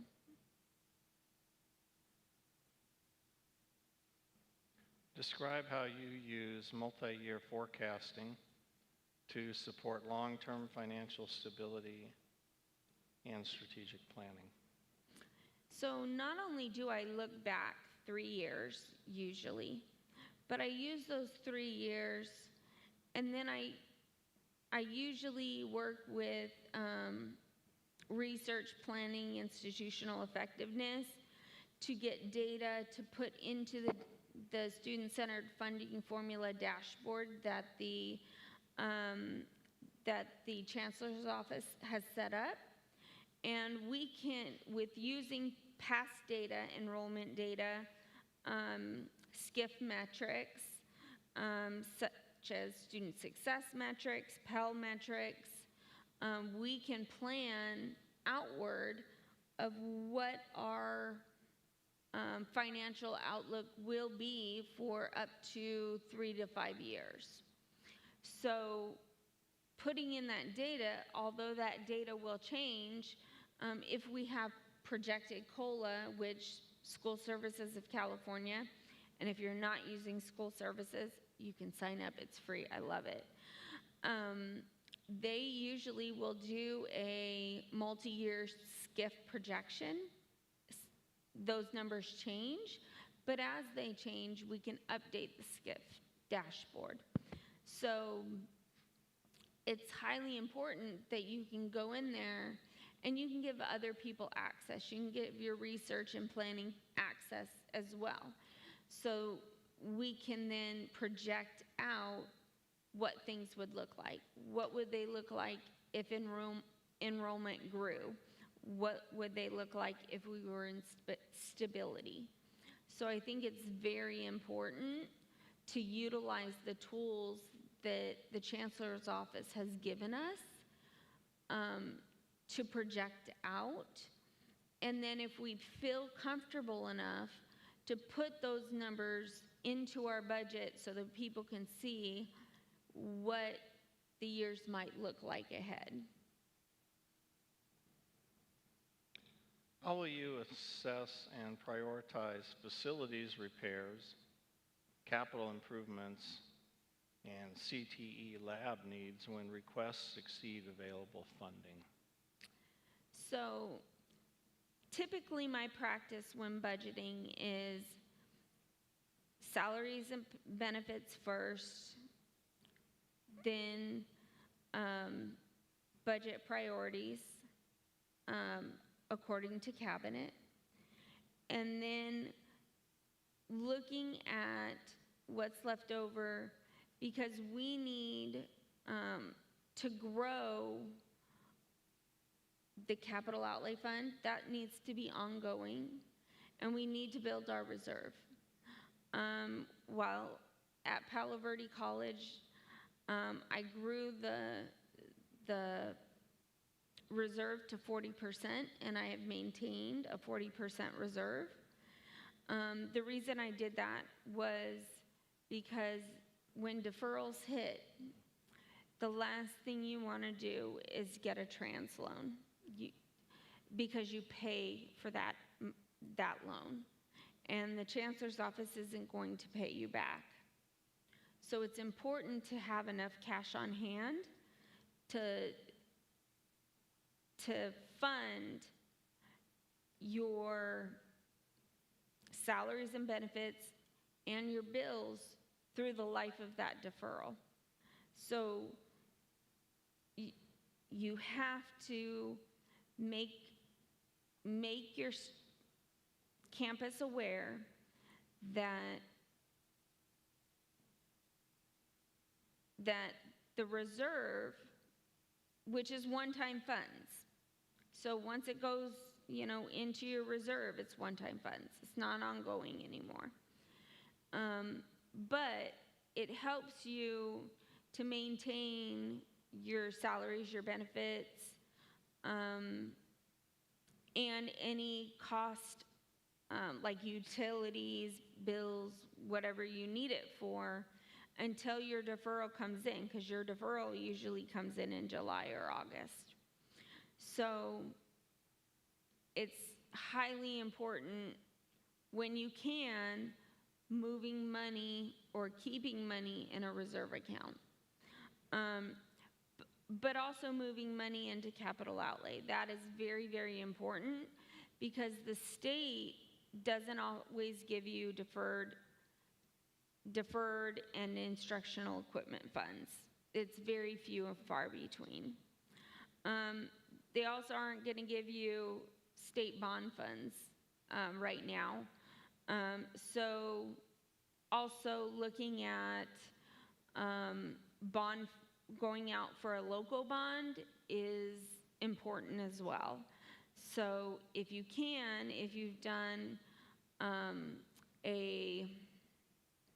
I believe, a survey of your constituents to make sure that a bond is likely before you go out for the bond, then a bond is a better choice than state bond funds because there aren't enough funds to fund all the projects that they currently have in line.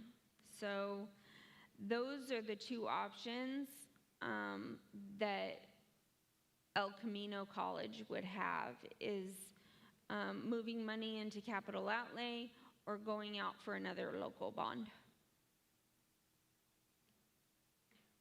What is your vision for improving El Camino's technology infrastructure, cybersecurity, and digital tools to better support students and employees? So I'm a big proponent of having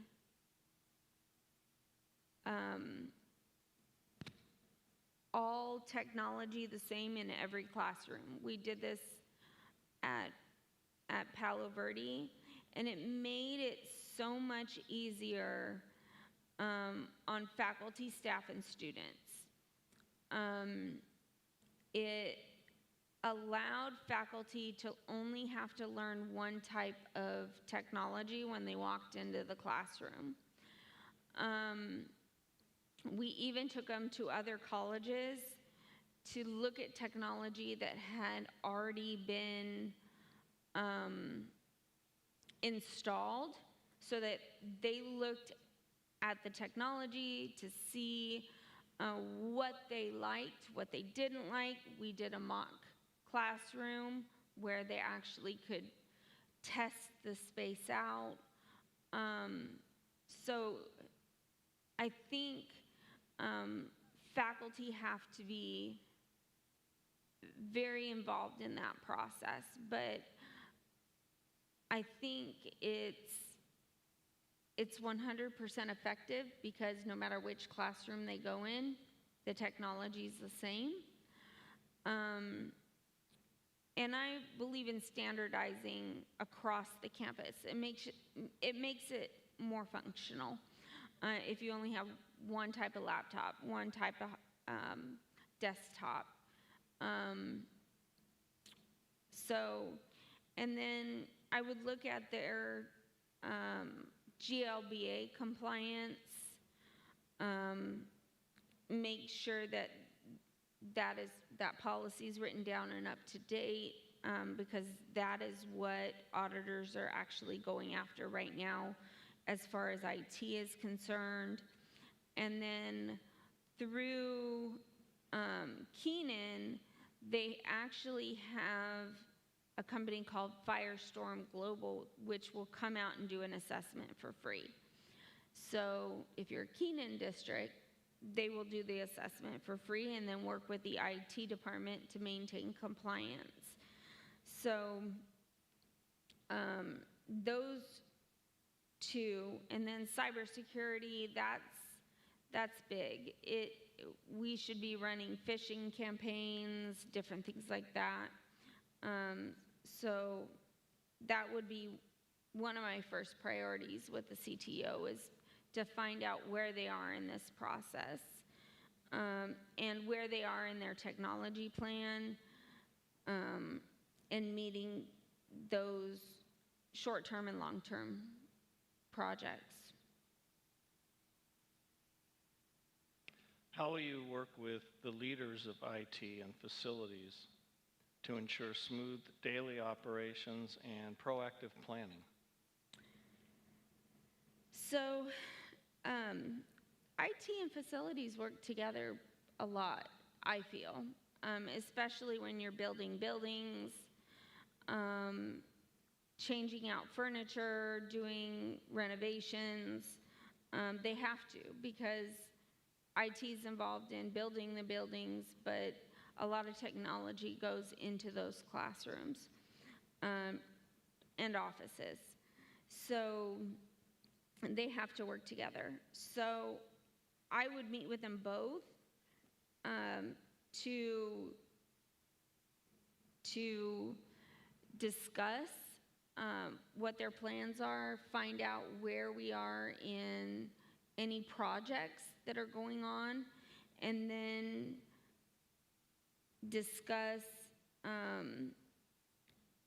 what they're in the middle of, what their thoughts are, what their recommendations are, because they've been here longer than me, and then kind of walk through current projects and everything like that, future projects, and then we would all come together and make decisions based on that. I don't believe in coming in and making a bunch of changes just to make a bunch of changes. My philosophy is don't break what's already working. So if it's working, let's move forward. If it's broken, let's fix it. And not just fix it my way. Let's come up with a collaborative solution so that we can all work together towards a common goal. Campus safety remains a top concern. How will you work with campus police and community partners to build a safer, more welcoming environment? So I would, number one, meet with the campus police. I think that's important to find out their current policies and procedures, see what their training schedule is. I believe that sometimes adding in a customer service training, seeing what they've already done, and then enhancing those services. I think if there's an issue with students not feeling safe or employees not feeling safe, that's a high priority. And we need to fix that. And how will I make campus police and community partners build a safer, more welcoming environment? The campus police need to integrate and build that. And they need to do it in a way where they're working with the employees, faculty, staff, administration, and they're not just seen when there's something going wrong. They need to be seen, and they need to be there when things are going good. And sometimes that's an image change. But until you really go in and figure out what's going on, you really have to change. You can't change anything until you really go in and find out the good, the bad, the great. There could be some wonderful, and I believe there is. They're probably doing a lot of stuff, but they're not sharing it. So we want to make sure that if they're doing great things, we want to share that. If they're doing some not so great things, then, we need to fix that as well. But I believe sometimes transparency and honesty, those need to be shared in all forms. How do you ensure procurement and contracting are efficient, compliant, ethical, and aligned with institutional priorities? So I oversee all contracts at Palo Verde Community College. So I have about 15 years of contracts under my belt. So I think, in my case, I like to send people to contracts training. I think that helps. They need to know what they're reading, especially the staff and administrative services. They have to understand what they're looking at, the clauses that they're looking at, coming in from other departments before they even hit the agenda. Before they're put on the board agenda, they need to be read, and if there's anything that's on the agenda that is doesn't meet the district's need, we need to contact the vendors and let them know, hey, you need to change this clause. And most of the time they will. A lot of times what I've seen is you don't ask and they won't remove the clause. So it's highly important to engage with the vendor before you even put it on the agenda, especially if it's their contract. Now, if usually what I've done is create an independent contractor agreement, had it vetted by our lawyers. So if it's an independent contractor, they should be using one of our agreements that is vetted through the attorney. And that makes it simpler, and it's a fill-in document that the college can use, and then we don't have to change anything because we're using our document. But again, use our agreement when you can, but if not, then you have to look for, we don't want to, simple clauses like, where does the governing law happen?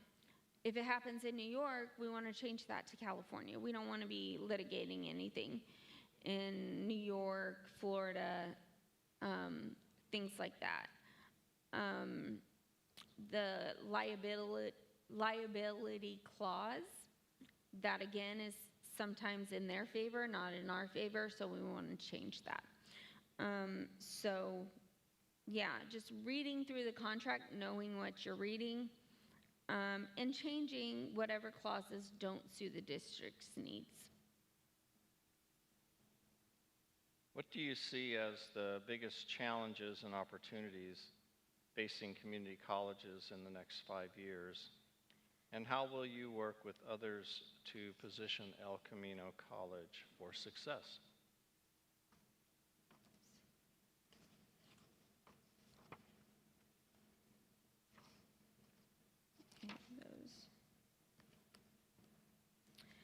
So the biggest one is we're looking at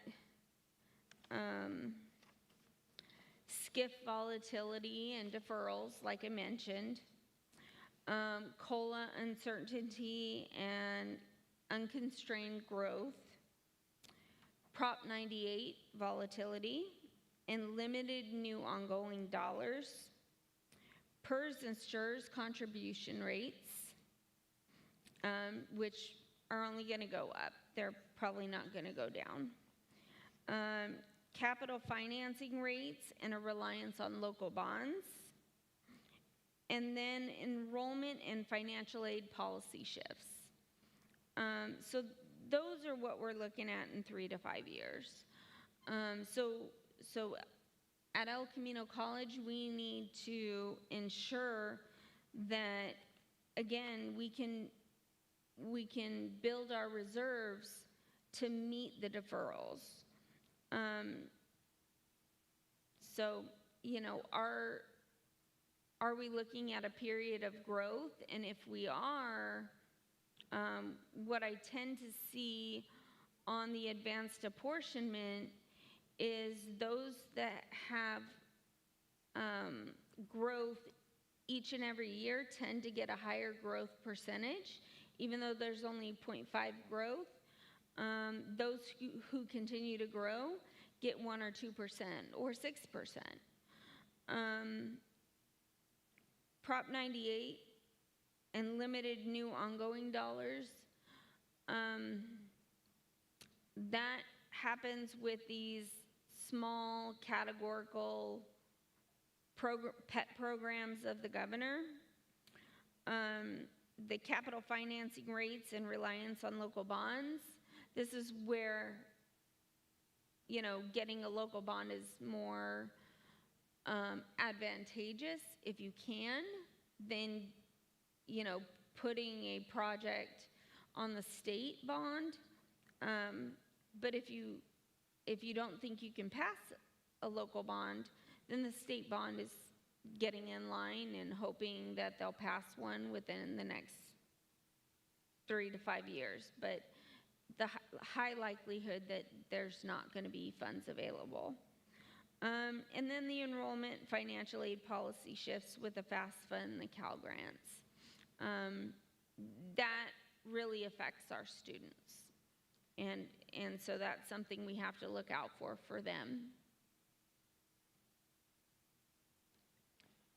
Stephanie, we're going to give you an opportunity to provide a closing statement regarding your candidacy for this position. So I am truly committed to being a good financial steward for this college. I am a transparent person. So what you will get from me is being transparent in everything that I do, especially when it comes to audit, financial stability, budgeting. Right now I'm chairing Standard 3, writing our ACCJC Standard 3 accreditation report. I also have a commitment to keep the college in compliance with state and federal regulation. That helps with the audit. It keeps you from getting audited from, the feds if you have federal programs. It also keeps your audit clean. It also helps with state reporting. And I promote student-centered planning. I believe we should be thinking about students in every decision that we make. I believe that we lead with integrity and collaborative decision making. We have to work together. And strengthening institutional capacity through alignment and accountability. And then I champion a culture of continuous improvement and fiscal responsibility. So to me, we're here for the students. That's why we do this job. I love working in finance.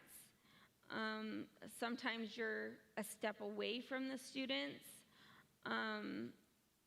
And I think it's the greatest joy to be here for the students, because no matter how far away your office is from the students, we're here to serve them. We're here to make sure they succeed, to walk across the stage, to finish their degree, to move on to a 4-year. And my goal is to build budgets, be transparent, work with all of you so that you can do your jobs and be equity-minded. This is an excellent college, and I just want to be a part of it. Thank you. Please join me in thanking Stephanie Slagan for participating in this forum today. Thank you. As I mentioned earlier, wanted to give you some information on what's next and how we need you to participate. So I mentioned these forums are being recorded, and now that all of them have been completed, there will be a communication that will go out where you will have an opportunity to view the recordings of the forums. And part of that communication will also include an opportunity for you to provide feedback on the candidates. So I encourage you to do that. We look forward to your feedback, and that concludes this forum. Thank you.